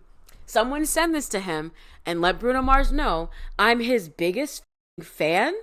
Like, he don't know. But yeah, those have been some things that I've been enjoying. If you're watching this podcast on YouTube, you have the pleasure and the convenience of being able to comment some things that you've been enjoying in your life. So please feel free to do that. I'd really appreciate it, because I'd love to hear from you. If you are listening to this podcast on Spotify, there's a comment feature on there. Please feel free to comment on there and let me know some things you've been enjoying. If you're listening to this podcast on Apple Music, I don't know how you can comment, but I do know you can leave me a review. So, I don't know, maybe put your favorite thing in there, but also leave me a 5-star review. Thanks, Pookie. Okay. And now, to do my favorite thing on this podcast. You guys, the Reddit questions are back. In the event that we have some new listeners around, Reddit questions is basically where I go through the Reddit dating advice related tags. I go through, I choose some questions, and I read them out loud. I give my advice. I give my input. I tell people what I think they should do, because apparently Shamira knows best, and we have a good time. So without further ado, let's see what I have here. 1, 2, 3, 4, 5, 6, 7, 8. What's 3 times 8? 24. I have 25, I have 25 total screenshotted things from Reddit. So the way I do it now, I used to just scroll on the app in real time, but it would take so long to sift through, and I would get so tired. So now what I do, I scroll through, I screenshot something. If it looks short enough and the tagline looks interesting enough, I'll pick it. Some of these might be duds, but let's see. All right, first off, here we go. The tagline, or the title, is, I am upset because my 31-year-old... Wait, can I read? Here we go. Let's count how many times I say, wait, can I read? I'm upset because my 31... Okay, so I'm starting over. I'm upset, 31-year-old female, because my husband, 35-year-old male, didn't get me cheesecake for my birthday. All right now. I know the title seems a little silly, but all I've asked my husband for the last week is flowers and cheesecake for my birthday. We have a new place that opened in town, and I've literally been mentioning it every week. Can I read? Okay. We have a new place that opened in town, and I've literally been mentioning it every day for a week to get me the sample platter. He works the afternoon shift, so I told him I want to come home to flowers and cheesecake. That's it. I'm 16 weeks pregnant. Oh, girl. And it's literally all I've been thinking about all day. When I came home, there were just flowers, which I'm thankful for, but no cheesecake. I'm a little upset because I really didn't ask for much. I've been looking forward to it all day. I know it's not a big deal, but I'm a little hurt that he didn't put more effort into it. And then she edited it and said, I did message him asking where the cheesecake was, and he said, I ate it. Are you kidding? Okay, hold on. Let me finish reading. I don't think he actually bought it and ate it. I think it's more of a snarky reply. He usually is very good at surprising me. Not sure what happened this time. I don't know why he's telling jokes, because ain't shit funny. You didn't get her what she wanted, and that's really annoying. I think I said this the last time I did Reddit questions. For me personally, birthdays are a big deal. And I'm not speaking in the sense of like you have to do something extravagant every time it's your birthday, but I mean in the sense of I don't play about my birthday. And if I I don't take my birthday lightly, because for me, like on a like funny kind of haha superficial level, it's a day that's about me, and I don't get many days that are about me. So if I have a day that literally is meant to be about me, I'm going to take advantage of it. But the second thing, and this might be too deep for some people, but like, do you know that life isn't guaranteed every day, right? So the fact that you get to live another year to see your birthday is incredible. And if people don't want to celebrate that, if you care about your birthday, then that's bullshit. So that's my first thing. My second thing is that if birthdays are important to you, well, it kind of piggybacks off. My second thing kind of, I guess, piggybacks off of that. If birthdays are important to you, then the people around you that say they love and care about you, they should know that. Even if your best friend hates their birthday, if you like birthdays, they should still have a part in celebrating that. No, I'm not saying they should, and it's all relative, I guess, because I don't, obviously I know there's nuance and context to everything. In this sense, though, in this case, so this is not her boyfriend, it's her husband. So they're married. They're married, and she's 16 weeks pregnant, and she's been talking about this birthday thing for a while. You're telling me you couldn't get her flowers and cheesecake? You only got the flowers. Cool, you did half the work, but like, where's the cheesecake? She's been telling you past weeks that she wanted this cheesecake, and you didn't get it for her. And then you give her a little snarky reply. And it's not like an everyday kind of like date night thing. This is her birthday. Literally, it's the Allie and AJ line. It was her birthday, her stupid birthday. Like, it's her birthday. This is the chance for you to do something nice for her. Why didn't you do that? Let me see. What's the advice that they're asking? They're not really asking any advice. I guess this is more maybe of a, am I the asshole? I don't think you're the asshole for being, I don't think you're in the wrong for being upset with him. And I think you need to tell him, hey, you not getting me the cheesecake actually really pissed me off. Because, like, unless it was, like, on the other side of town and it was completely out of your way, there honestly was probably no reason you couldn't get her the cheesecake. Now, I'm going to give him the benefit of the doubt, which I don't know why I would give a man the benefit of the doubt, but I will, and say that he didn't do it out of maliciousness, but, men like to weaponize their incompetence, girl, so I don't know. Username thick... I can't ever read some of these usernames on here. Y'all put anything into these username fields. I'm not even going to try and read it. I think you need to tell him that he hurt your feelings and that he needs to try harder next time. Okay, next one. My boyfriend, 21-year-old male, doesn't understand that sexist comments upset me. 20-year-old female. Me and my boyfriend have been together for a few years, and for the most part, things are great. The issue came up recently. Him and his best friend say things to each other that if you heard with no context, you'd probably be appalled. But for them, it's completely normal. It's their humor, I guess. Recently, my boyfriend has started making comments to me. For example, in regards to tasks like cleaning and cooking, he says, "That's what you're here for." Punch him in his face. Okay, anyway, I'm a feminist. It's very well known, and he has listened to me give long rants about sexism and the patriarchy, so he knows how I feel about that stuff. Recently, I told him that I didn't like when he says that...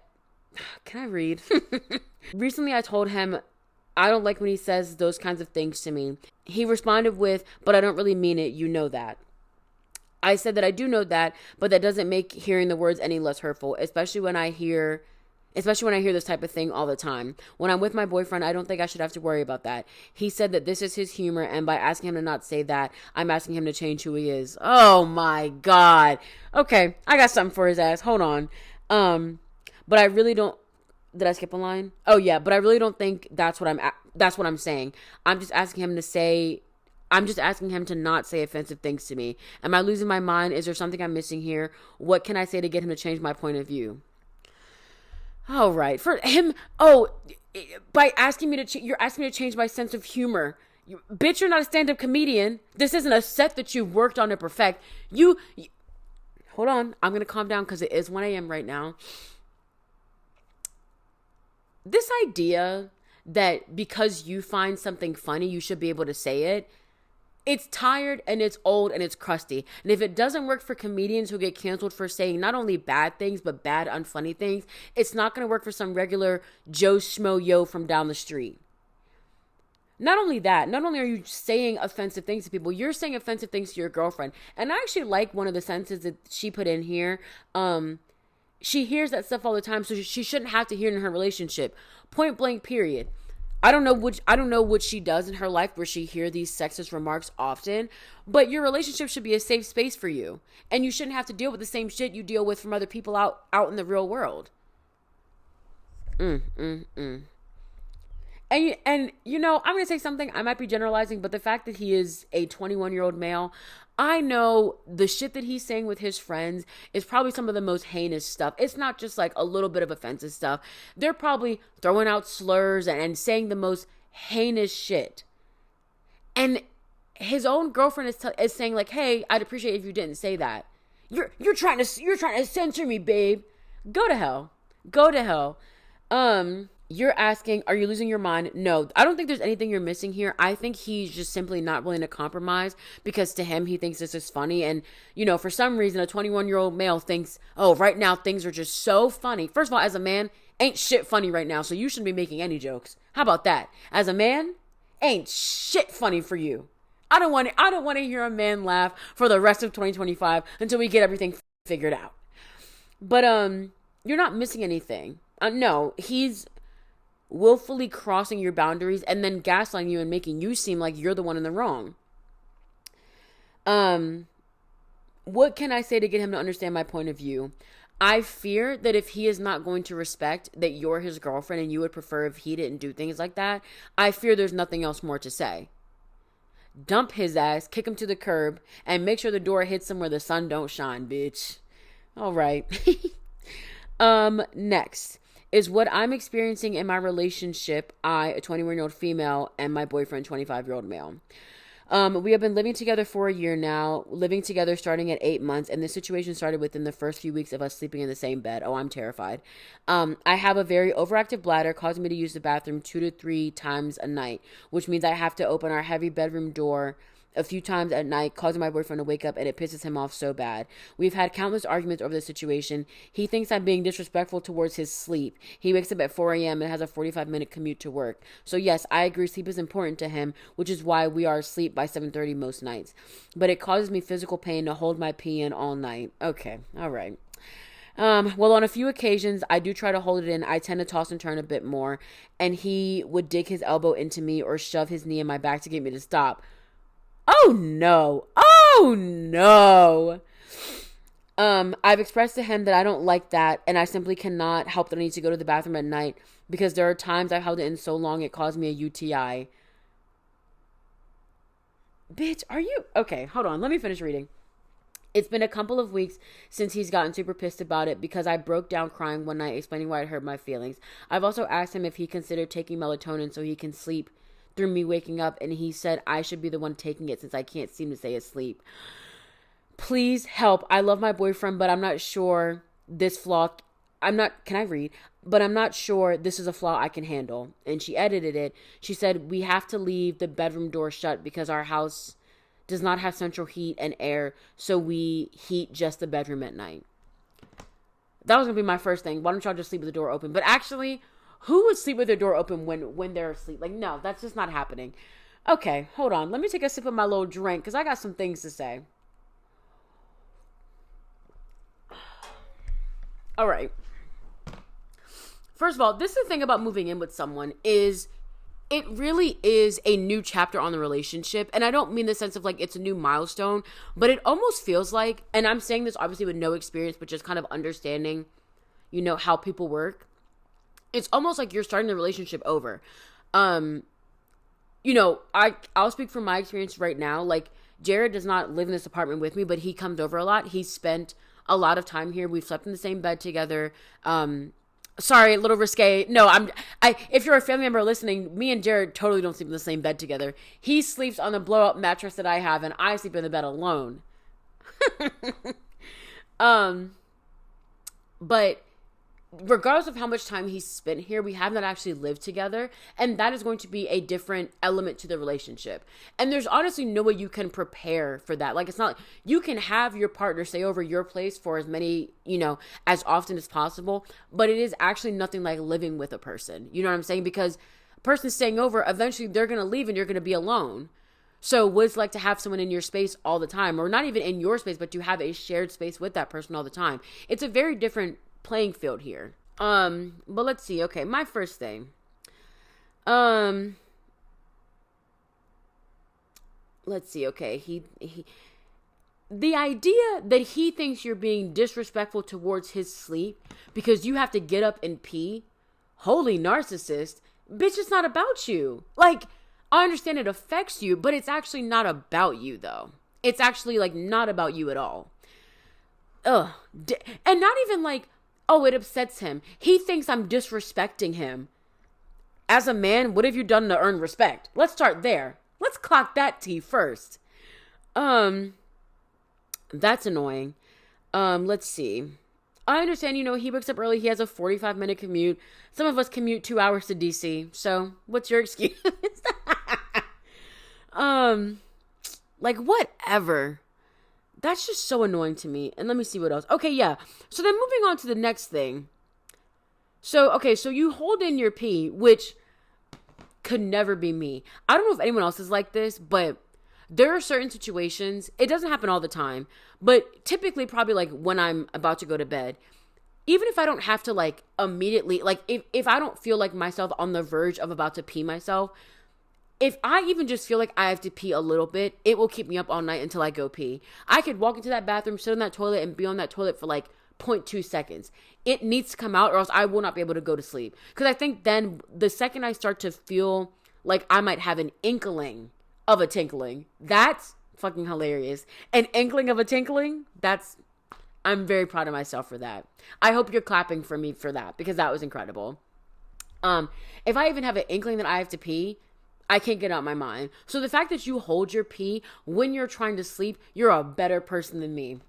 But him shoving his knee in your back or digging his elbow into you to stop, do not piss me off. Please don't piss me off. Who the hell do you think you are?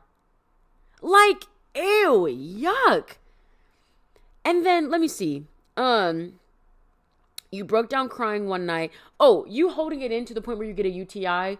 Now, what's your username? Initial Koala 2062. I know you love this man. And I know you want to make sacrifices. And I know that you are, you recognize that he has an earlier start time. He has a longer commute. You're recognizing all these things. You're being very empathetic towards him. We're not being empathetic to people to the point where it is causing us a physical, like, health issue.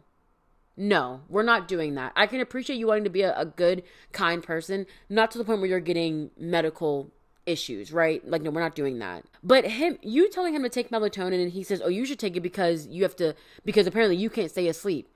If she took the melatonin, you fucking jackass, she would still have to pee.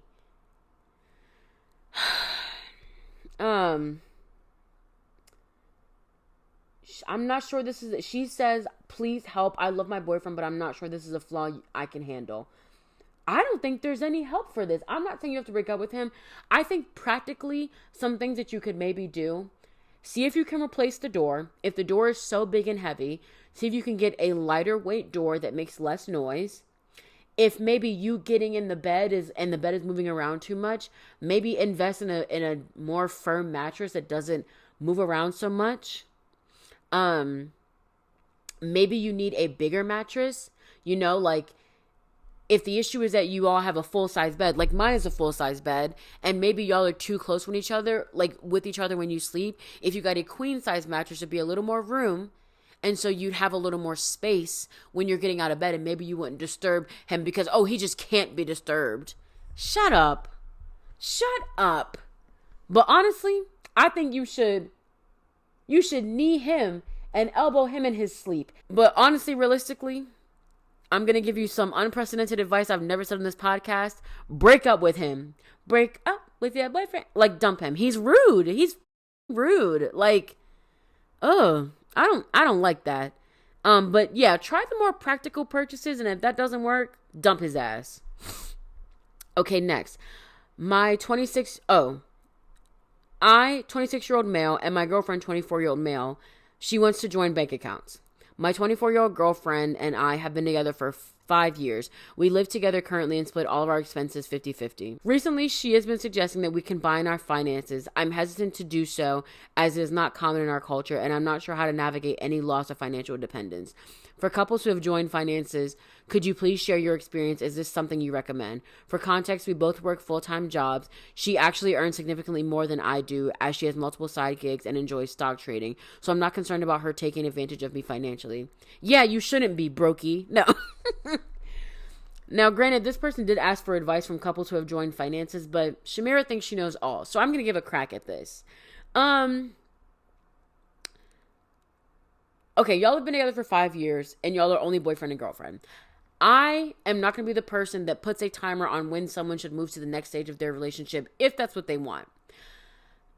So let me not say this, because I don't know if you all want to get married, but I will say that 5 years of being together, and you all live together already, you all trust each other enough on some aspects. I do feel like, for the sake of paying for things, but I don't know, then again, I don't know. If y'all are paying for everything 50-50, then there's not really a need to combine your accounts.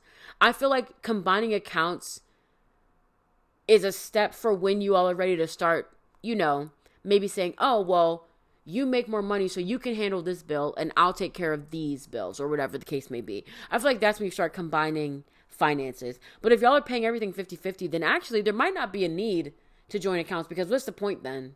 Like, then it's just like, what's the point?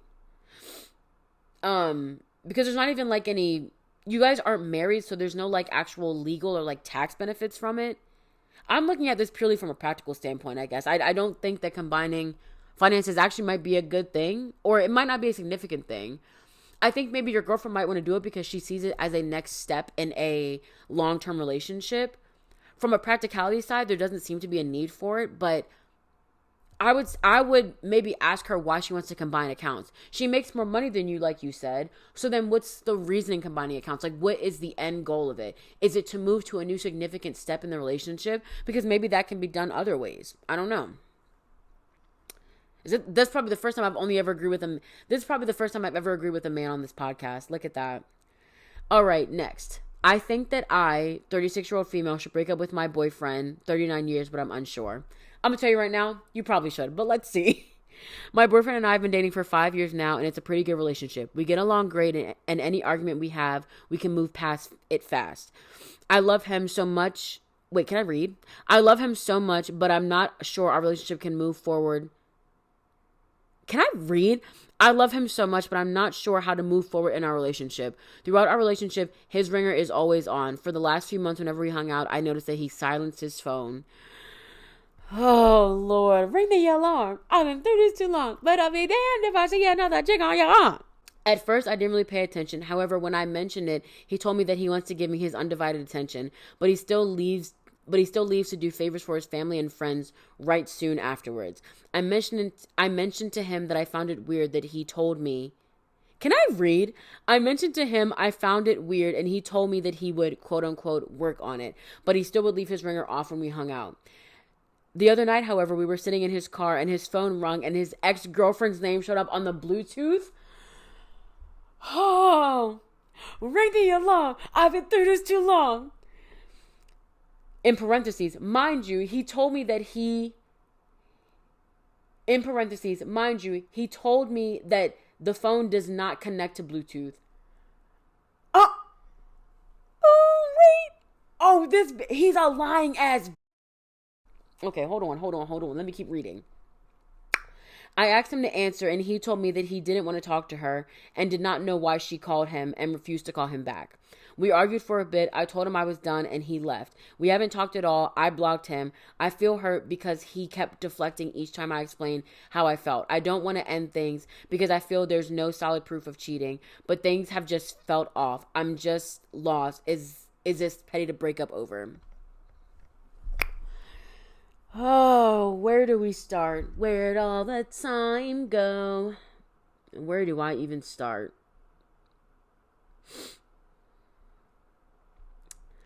I think the first, okay, maybe I should work. I'm gonna work backwards. Here's what I'm gonna say.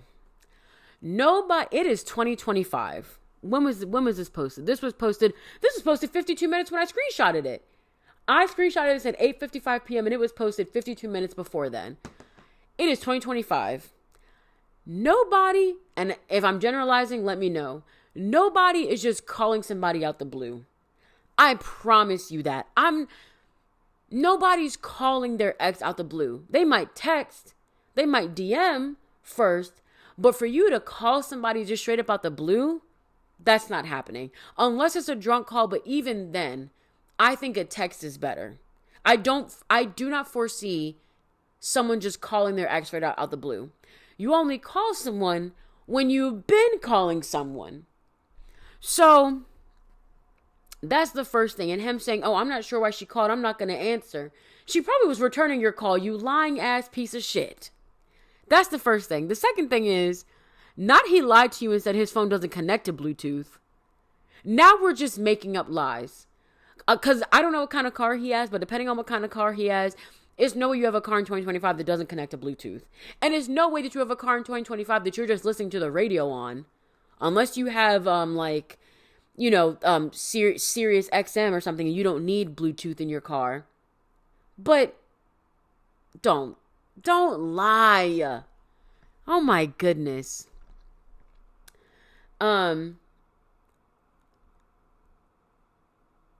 then I want to go back to so in the beginning when he brought it up and then he said, oh, I turn it off so I can have all my attention focused on you. So now you're just playing in my face. Because at first it was lying, now you're playing in my face. I don't think, let me make sure I get your question right. I don't think it's petty to break things up. You've been with him for how long? 5 years. Now, I want to believe that after 5 years of dating someone, that he's not just going to throw it away just to be back with his ex-girlfriend. But, far be it from me to say I hate men and I don't put anything above a man, but, honey, if the shoe fits, keep them laces tied tight. I don't think it's petty to break up with. I think, to me, it might not be clear that he's cheating, but it's clear that he was trying to keep something from you. And I think that if you've been dating someone for 5 years and you love him as much as you do and you think that he loves you back, then you would think there wouldn't be any secrets between you two. That's just... I know people have secrets, and I feel like people will fight me on this, that, even people in relationships have secrets, but the secret should not be that, your ex reached, I don't even, however him and his ex started talking again, I don't even think that should be a secret. Me personally, I don't know, in my relationship, I'm very open. Me and Jared have been very open with each other about our past, and I'm not saying that to be like it's an insane thing that's happened. We're both very open and honest about things.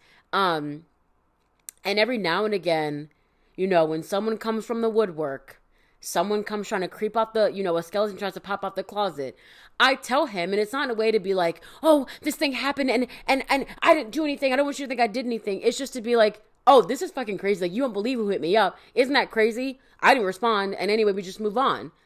But secrets, I don't know. No, you need to dump his ass. He's playing in your face. What's your name? Complex Impact 9143. He's playing in your face. All right, next one. My wife, 40-year-old female, cheated, and I, 45-year-old male, have trouble leaving. 6 years ago, I discovered that my wife was unfaithful, and it deeply affected me. Despite the betrayal, I chose to stay for the sake of our child, who was still very young. We've tried everything from couples counseling to therapy, hoping to rekindle what was lost, but nothing has worked. Now she feels like more of a roommate and a good mother to our kids rather than a romantic partner. I see her as a friend rather than a woman I once loved, and we've been together for close to 18 years. I want to leave the relationship, but I wish for our son to graduate first to minimize any impact on him. Attempts to talk to her about my feelings have often been brushed aside, leaving me frustrated. Last year I had resolved to leave, but faced a career setback and lost my best friend. Oh, my condolences. Which delayed things even further. It seems that whenever I muster up the courage to go, life throws something in my path, but I end up hesitating. My biggest concern is how to leave without negatively affecting my child. I want to make this transition as smooth and minimally disruptive as possible for him. How can I achieve this while assuring both his well-being and my own peace of mind?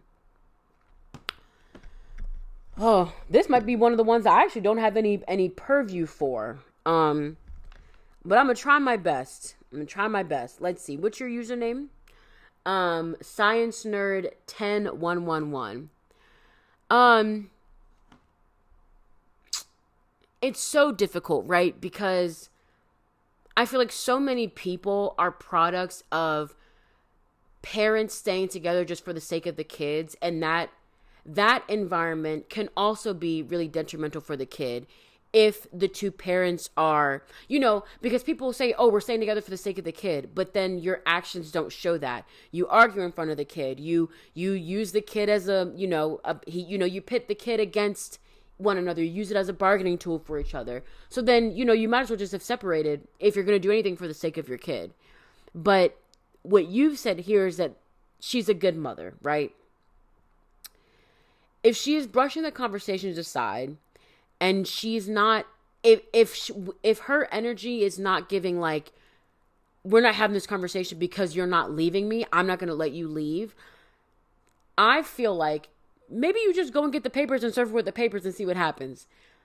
Because if she's not like being possessive or like insane about it, but she's just like not wanting to have the conversation, she might not be ready. She might not be willing to have the conversation yet of what that could look like. But I think you might just need to go on and push that.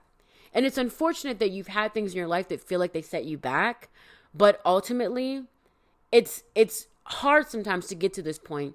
Sometimes you have to look at these setbacks as like, okay, this thing happened to me and this is negative, but I think the only way I'm going to be able to get out of this negative feeling is for me to make a big change, right? So you experience, oh, my battery's going to die. Wait, hold on. Oh my God. Ah! Okay. Crisis averted. No, but I think if you look at these setbacks as like, okay, so in your case, you had the career setback and then your friend passed. I would almost look at it as like, okay, well, I'm not going to let another bad thing happen to me, or I'm not going to keep letting these bad things happen to me. I'm not saying that you're allowing these things to happen, but like, you almost have to look at these. It's almost like having the mindset of like, setback for a major comeback. I'm not going to call them minor setbacks because obviously losing someone is not a minor setback. That's a big setback. You just have to look at it as like, okay, you know what? This really tough thing happened to me and it made me rethink some things. And if life is going to get tough in the sense that I'm going to have to now process this, I don't want to have to process, losing a friend and being in a relationship I don't want. I don't have to process losing a friend, having job difficulties, and being in a relationship I don't want. That's not making me feel good. You know what I'm saying? You got to put yourself first. You really do. I think if your wife doesn't want to have the conversation with you, you might just have to go ahead and start pushing that needle, because you have to do what's best for you. And if you are truly acting in the interest of your child, I think that, if you and the wife can be cordial, co-parenting is a thing. Obviously it will be an adjustment for your kid, but I'm not saying you have to put your needs ahead of your kid, but I do think in this situation, especially if it could affect the way you show up as a parent, then I think it's important. You can't pour from an empty cup. So you got to do what's right for you, friend, and I wish you the best of luck. Okay, next. How do I, 26-year-old female, stop making my partner, 27-year-old male, my entire world? Well, he's a man, so he doesn't deserve your attention anyway, but let's see. I, a 26-year-old female, I'm tired. I'm gonna lean back, but I'm still here, y'all. I'm just a little tired.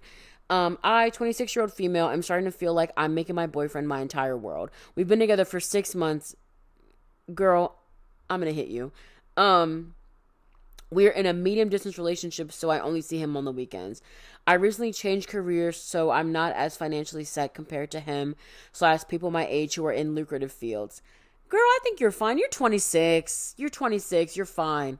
I just became a registered nurse. Girl, you're absolutely fine. And I'm struggling to find a job. Oh, okay. I take it back. I'm sorry. Best of luck to you in your job search. My boyfriend is a great guy and he treats me well. He is financially comfortable. I notice he comes from a family that is super close and he has a super great support system. On the other hand, my family is extremely distant. My mother passed away when I was young and I don't have a good relationship with my father. Aw, twins. You and me, of course. All I have is my grandmother, age 81, and 2 close friends. My close friends are moving states away to be with their partners, building their lives and growing with their partner. I'm starting to see myself relying on my partner to fill the voids of not having a strong support system, and I know that might eventually push him away. I struggle with confidence, and I tend to compare myself to other women. I look at women who I see who are killing it in all avenues of life, and I say, wow, she's a great catch. No wonder her partner adores her. Sometimes I believe that I'm not a good catch because I'm not where I want to be in my career, looks, confidence, etc. I fear that my partner is going to look at other women who are doing quote unquote better than me and realize I'm not a great person to settle down with. I constantly think about this and can I read? And it's almost like I'm more worried about losing him than becoming someone I'm proud to be. Has anyone ever experienced these feelings before? How do I overcome it? Wow. Oh my God, I'm going to fall. How goofy of me. Falling just by standing up to adjust my sitting position. This was incredibly vulnerable of you to share. And I appreciate that. It takes bravery to share something like that. And I commend you. Truly, honestly. Let me see. What is your root question is, has anyone experienced these feelings before and how do you overcome it? I can't say I've ever experienced this before. I think the way to overcome it, and I'm going to start with one, I think comparing yourself, because 26, you are fairly freshly out of college. We all do the same thing when we get out of college, or we all do the same thing when we're kind of like in our early to mid 20s. Thanks to social media, you are keeping up with people who you don't even really truly care that deeply about, but you're seeing them post the best parts of their lives. And I think that's the first thing you have to acknowledge. People are only posting the absolute best parts of their lives. There are some people who are, posting everything, and that's fine. For the most part, people are posting their accomplishments. People are posting them having fun. People are posting them, when their makeup is snatched and their hair looks good and they're out with their friends, when they're at a concert, when they're at a nice bar, when their apartment is just freshly cleaned. You know what I'm saying? Like, people are posting themselves at their best. And so you really can't compare yourself to what you're seeing online because it's not the full story. As well as I'm sure it's not your full story, you're a registered nurse. You might not have a job right now, but you're a registered nurse. There's someone who, if you posted about that on LinkedIn or Instagram that you're an RN now, I'm sure someone's looking at that being like, oh, I wish I was there. I wish that was me. So I think first it's about gaining perspective and realizing we are truly all in our own race. And that's something that you hear and you're like, well, yeah, I know that's good advice, but it doesn't feel like it. Trust me, I'm telling you, it took me a long time to get in that headset of like, oh, I'm not competing with everyone I graduated college with in the communications major to find a job. I'm not competing with everyone in Baltimore City who wants to be in media to get a job. I'm only competing with myself. Now, I know, like, in the grand scheme of things, if I go to an interview and there's 5 people in that waiting room for that interview, I am, in a way, competing with them. But you can't think about it like that. I promise you have to look at it as like, I'm in my own race and I'm setting the obstacles for myself that I'm then going to later cross. That is the only way you can look at it. You can't keep comparing yourself to people because right now, in my position where I am, I'm 28. The first thing I thought of was the Kevin Hart and Don Cheadle meme. I don't know what age he said, but when Kevin Hart said, damn, that literally played in my head the second I said I'm 28. But I'm 28 right now. Do you know what I see all over my social media page? wedding this and engaged that, baby number 1 on the way, baby number 2. When I start seeing baby number 3, I'm going to start punching y'all in the face. Because slow down. Savannah, slow down. Oh, another TikTok reference. Where'd all the... No, wait, what's the... Slipping through my finger. That was good. It wasn't. But, yeah. But I'm baffled by all of the weddings and everything that I'm seeing. But I'm more so just... I don't know. I'm just more shocked that everyone's doing it, but I know right now that that's not my journey. I don't want to be married right now. I don't have kids right now, so that's not my journey. So I'm not competing with them. I'm shocked that so many people that I know are having babies and getting married, and I'm waiting for my invite in the mail, but story for another day. But like, you really do have to tell yourself you're in your own rat race and you can't compare your journey to anyone else's, because you truly will not have a journey like anyone else's, because you are not like anyone else. So that's the first thing. You talked about, so that was career. You also talked about looks. I can touch on this a little bit as well. I've always thought I was a gorgeous woman. I'm kind of stunning, actually. I'm kind of drop dead gorgeous, sickening mother boots down the house. I'm a pretty girl. This I know. I've always thought I was pretty. That being said, I've struggled with my appearance, and it's of course it's societal things. I'm a black girl. I'm a heavyset black girl. Society has never really once valued how I look. I'm also going to add in there, I'm a heavyset black girl that does not have, I don't still have the perfect figure 8 body, still somehow a small waist. You know what I'm saying? Like, I have a regular normal body type. I have big shoulders. I have big calves. I got big thighs. And I'm not going to sit up here and describe my body type, but yeah, no, I have a regular body. I've gone through my bouts of like not feeling confident in myself, and even now I still do. I don't wake up every day completely loving myself, but some of the things that I've had to teach myself. One, I don't know when this happened. In college, I wouldn't say I was a very insecure person, but I was very obsessed with how I was perceived. I also went to a small school, which didn't really help that much in that aspect. Something happened after college where I'm going to assume it was the quarantine, because I started putting myself more out there on social media anyway. But you really just have to remind yourself. And here's the thing. I'm going to assume that your looks, how you feel about your looks, is based on how you're perceived. And I'm telling you right now, although it does seem like we're in a point in the world where you're always being perceived, like, I actually don't think it's too far-fetched to feel like someone's always recording you, because people are always making content, and whether you're, you might be in the background of someone's video, someone might be purposely recording you and you don't know.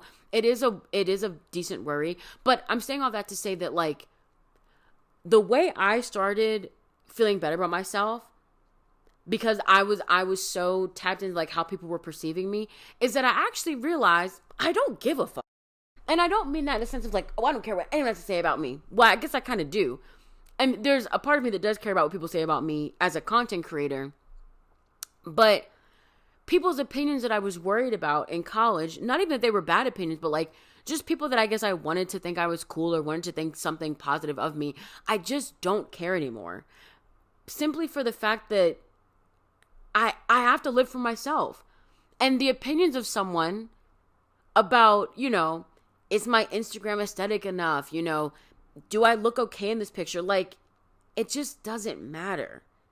In the grand scheme of things, it just, like, I've gotten to this point now where I just don't give a which is weird, because on some levels I actually do care a great deal about what people think about me, but that's usually in the context of like people I work with or when I'm making content. But like, the Shamira that I was in college, she would probably be a little bit shocked by how much I don't give a damn and how I don't do things performatively anymore. I think that's one of the biggest things. I stopped doing things with the hope that I'm coming off carefree, but knowing that this is actually very calculated and a curated response or action of mine. And I don't know how to get there. You are 26. I think it probably happens around that time where you just like, where it just clicks and you're like, oh, wait, hold on now. I don't give a damn what anyone says about me. Because, and there's two sides to it. One, no one can say anything as mean as what I can say to myself. So I actually don't care what anyone says about me. But I also know that I'm worthy of good things. I'm worthy of people to be kind to me. I'm worthy of people to think that I'm pretty. I'm worthy of people to think that I'm funny. I'm worthy of good things. And I'm worthy to give that to myself, and I'm worthy of receiving that from other people. But because I know that I'm worthy to give it to myself, I actually can't prioritize getting it from other people. I have to be kind to myself first before I can expect someone else to be kind to me. And I have to allow myself that. So I'm hoping that this is all somehow clicking for you, but there's just something that clicks. And there's a moment where you're like, oh, wait. I look how I look, and this is just fine. And honestly, there was this trend on TikTok where people would post, like, they would like post a video of themselves and they're like, okay, be brutally honest. I won't take offense to it. What things can I do to fix my appearance? And people would be genuinely helpful in the comments. I think you should get highlights. You should try bangs. Oh, you wear a lot of black mascara. I would try brown mascara. Your foundation looks a little too yellow. Like, sometimes it might just be that you put yourself out there and you ask people, hey, I want to change my appearance. What can I do? And that might mean you go to a hairdresser. That might mean you go to a hair salon. You might go to a makeup bar, like a Sephora or an Ulta. But if it's not like something internally, if you look at yourself and you're like, I know I can be more attractive, but I do not know where to start, go ask somebody. Because you're not going to figure it out by looking in the mirror. Or maybe you will. It just depends on how comfortable you are with looking at yourself and being like, I want to change that. You know what I'm saying? It's a process. It's a journey. The people that you're admiring, the people that you think, oh, like no wonder everyone falls in love with them. They've done the inner work to become the person they want to be. They've done the physical work to know what looks best on them. And then they've gone ahead and done it.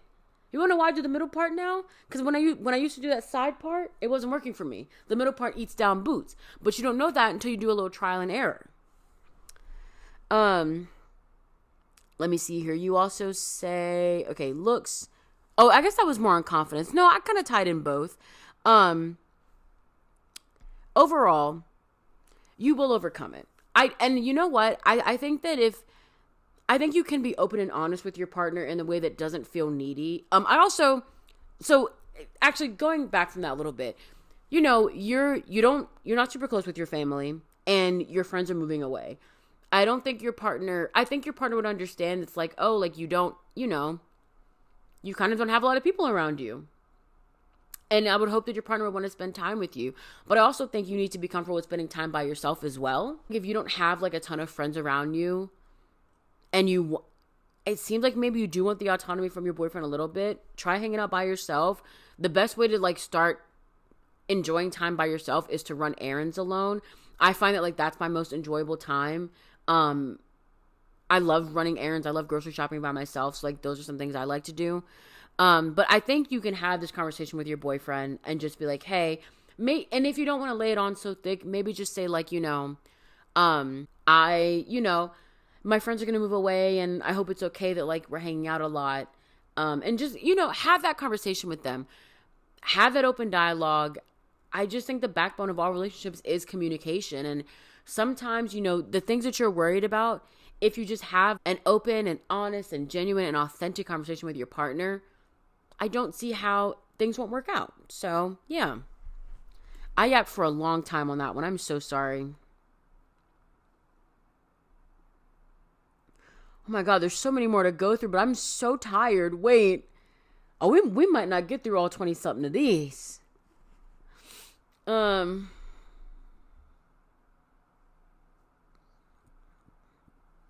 Okay, maybe we'll do like a few more because I'm actually very tired and now it's close to 2 a.m. Okay, I, 26-year-old female, get mad when I wake up and my husband, 32-year-old male, is already playing video games. I don't really understand this feeling fully, but when I wake up and my husband is home and already playing video games, it upsets me. I also feel this way when the house gets messy, but it makes it worse when he's gaming early in the morning. For context, I'm a stay-at-home mom to 3 kids, ages 6 to 5 months. Good Lord. Where's the rest at? I get gaming as an outlet, but this happens every morning that he is off or going to work late. For full disclosure, he does spend at least 5 hours or so gaming on his days off, and gaming is a huge portion of the evening. Many nights the children and I start dinner without him. He games with his brothers, co-workers, moms, and some sisters. So I consider that time social time. But I also get embarrassed sometimes because he doesn't tell me when he's mic'd up, or I'm playing with the kids or chasing them around. Occasionally I had some not so great moments of frustration with my kids, and he told me that they could hear everything. I don't want to be a nag or limit his freedoms, but it's affecting my mood and motivation, which also feels like a silly thing to type quote unquote out loud. Is it just a me thing, or am I justified in feeling upset? Also, how would you approach this subject or want to be approached if it were you on the receiving end? Okay, let me see. It is just kind of annoying because you're on that damn game all the time. Like, being on the game first thing in the morning is kind of like, did you even brush your teeth?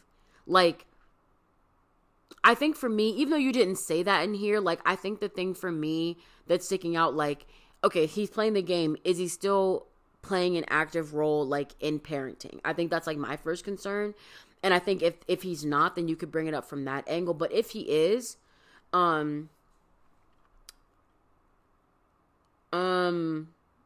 don't know, because now I'm trying to think about it, because the way you asked the question in the end, how would you want to be approached if this was your thing? Well, I don't play a lot of video games, but I would think the closest thing to that hobby would be my content creation. And I think if someone said, hey, I know this is your thing, I know you use it to connect to people, but I would appreciate if you didn't edit when you were around me, because, you know, like, it's just annoying or whatever. I think I could respect that boundary. Because, like you said, you're respecting it as his social time. So you're not asking him to not do it at all, but just asking him to be more mindful about it. That's all it is. Like, if my brother comes over here and we're watching movies, I'm not going to be editing while he's over here. At least not the whole time. You know what I'm saying? Like, I won't be doing it the whole time, but it's just about, like, having that respect of, like, not doing it the entire time. Like, you not being there for dinner time when your children are so young, I'm not going to say it's a problem, but, like, you know, you should be involved in dinner time. You should, you know, help, because I'm assuming if they're starting dinner without you, that means that, like, your wife is getting all the children's foods together and putting them in their high chairs and whatnot. That's something I feel like you should be there for. So really, you're just asking him to be more present and active in the relationship. You know, you've acknowledged that he does it to connect with people, but it's about connecting with people in the home as well. So I'd say attack it from that angle. I don't think you're being upset, because sometimes it's just like, you're just sitting here doing nothing. Like you said, you're running around doing things with the kids, playing with them, or having to discipline them, like, and he's just sitting there on the game. Get up and do something. All right, I'm going to do one more because it's tired. It's tired and I'm late, which shows you how tired I am and how late it is. Okay, last one. Should I pay off my boyfriend's debt? Literally no, but let's see what you're saying. So my 29-year-old male boyfriend has about $7,000 in credit card debt. I, 29-year-old female, have about $100,000 in my savings and investments. Okay, Pookie. We going out to eat on your dime, girl. He's paid off some of his debt slowly, but the interest is about to kick in. And we've talked about me, quote unquote, loaning him $7,000, and he pays me back in order to avoid the credit card interest rates. Okay, that's a deal. We have a great relationship, great communication. We have been dating for about a year, and we live together. I hesitate to loan him the money because I worry that it will put a stress on our relationship. I sometimes nitpick him on his purchases and have to catch myself from being naggy about buying unnecessary purchases. For example, he made $1,500 on a side job and put $500 towards his debt and spent the other $1,000 on things he wanted. Of note, he started this side job to help pay off the debt, and we have talks about a lot of our future goals together, and he wants to pay for the mortgage. He's a very traditional guy and wants to take care of me. Okay. I just feel like he could be contributing more towards his debt, and he feels like it will get paid off eventually. I do agree with him. I was just raised to be very frugal with money. Am I being an asshole by not just loaning him the money? Okay, a lot of moving parts here. One, how you grew up experiencing money in your household and like how your family acclimated you to, the cost of a dollar in your household is going to affect you for the rest of your life. It's going to take a lot of work to break that cycle, but there are a lot of ways that I grew up with money and the effects of not having money and having money in some cases that affect how I feel about certain things to this day. And things that I will carry with me. And for what it's worth, I think it has made me more smart with my expenses, but it's made me very scared of not having money. You know what I'm saying? So, because of how you grew up, I understand, like sometimes you do look at the things that people do and you're like, that's not smart. Like that, again, is a conversation you have to have with your partner. And it might involve you being very vulnerable with them. It might involve you talking about some things that like maybe you never want to have to talk about ever again. But I do think, especially when it comes to a relationship where, you're talking about he wants to be a traditional man and pay for things and whatnot. I think you all are going to have an open and honest conversation. You're going to have an open and honest conversation about not only how did your upbringing shape you, but how you now move with money as an adult in the world and how you expect those around you to move. He's been doing an earnest job at paying off his debt. I understand that. And honestly, as someone who is paying off their debt as well, it takes a level of discipline that I don't think I have. Sometimes, if you come up on a little bit of money and you're like, okay, what makes sense is for me to put this money towards something I need to pay down. But there is sometimes this competing mindset of like, well, I got this money from doing X, Y, and Z, and I want to enjoy the fruits of my labor. And I've had my eye on something. So I can put some of this towards the debt. But I'm from round the way. I'm leaving here with something. Open that Amazon app. Let me see what I want. That's a level of discipline that not everyone has. And that might be something you have to have a conversation with him about to be like, hey, maybe, you did this job and you got this amount of money from it. This time you do this job, let's put this money towards this. But the next time you do the next job, right? You can use some of that money on yourself.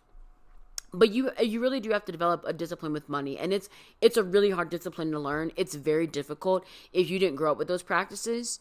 And especially, if you grew up in a situation where you didn't have a lot of money growing up and now you have that money as an adult. Because now all you want to do is like heal your inner child and buy the things you never had as an adult. So, I mean, it takes a lot of discipline. What I will say something about is you guys have only been together for a year and you're already trying to loan him money, especially $7,000. I think you're right to worry if that's going to put a strain on your relationship because that's a big amount of money. That is a big amount of money for a first year into a relationship, and you all are both you guys are 29. So I thought you were in your mid-20s. So I was going to say that's a lot of money for someone in their mid-20s. I think it will put a strain on the relationship. And I think, because I was going to say something that could even make another. I think sometimes the problem with when you loan someone money is that person, depending on how you make them feel or how they end up imposing that feeling on themselves, is that they feel like sometimes when you start telling them what to do, it's like, oh, well, you loaned me this money, so now you think you can tell me what to do, but you offered to give me that money. I never asked you to give me that money. You can't offer to help someone and then shit on them whenever you need. It does create a bit of a tension sometimes, and I think that's why people don't like asking for money, because it's awkward on both parties. It's awkward if I loan you money, now I got to sit around and wait for you to pay me back. I'm not going to keep pressing you, though, because I don't want to make it seem like I'm pressing you for money. Although for $7,000, I'm spending every night at your house until you pay me back. You're not leaving my sight. But I digress. And then for the person that, so I loan you some money. Now I want my money back, but I don't want to harass you for it. But now you, as the person that received the money, now you got to worry about paying me back, and there's just this weird dynamic there. So it is difficult. It's really one that's hard to navigate. If you were lending him even just $1,000, I would say I would say I don't, you wouldn't have to hound him as bad. And, you have great communication with him and everything. Because you specifically said you have great communication with him, I think you all just sit down, almost not even as boyfriend and girlfriend, but literally as like two people who are just friends loaning each other some money. And you say, okay, I'm going to loan you this amount of money to help you pay off this debt. In that sense, maybe we come up with like a payment plan, or maybe we just do something a little more structured to make sure that I'm getting my money back. Because, and you can reinforce his traditional man values and things like that.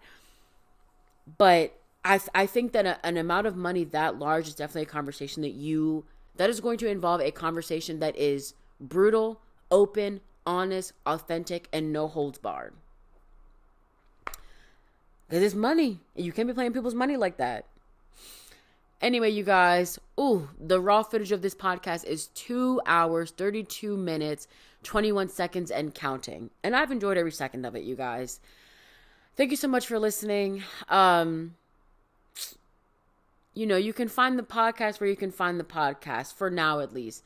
You never know what they'll try to take away from us next. Wait, what's the Whitney Houston line? No matter what they take from me, they can't take away my dignity, because the greatest. I think I got the melody wrong. I'm going to stop now. Anyway, you guys, I hope you enjoyed this episode of the world's best podcast, because I surely did enjoy sitting up here and talking to you. And on that note, go out, be well, be merry, be whimsical, do all the good things for yourself. Be kind to yourself, please, and be kind to one another as much as possible. Do something that not only makes you feel good, but makes you feel better and fulfilled, and just, come in better than you came. No, leave better than you came in is the phrase. But I love you all very much, and I will see you all in the next one. Bye.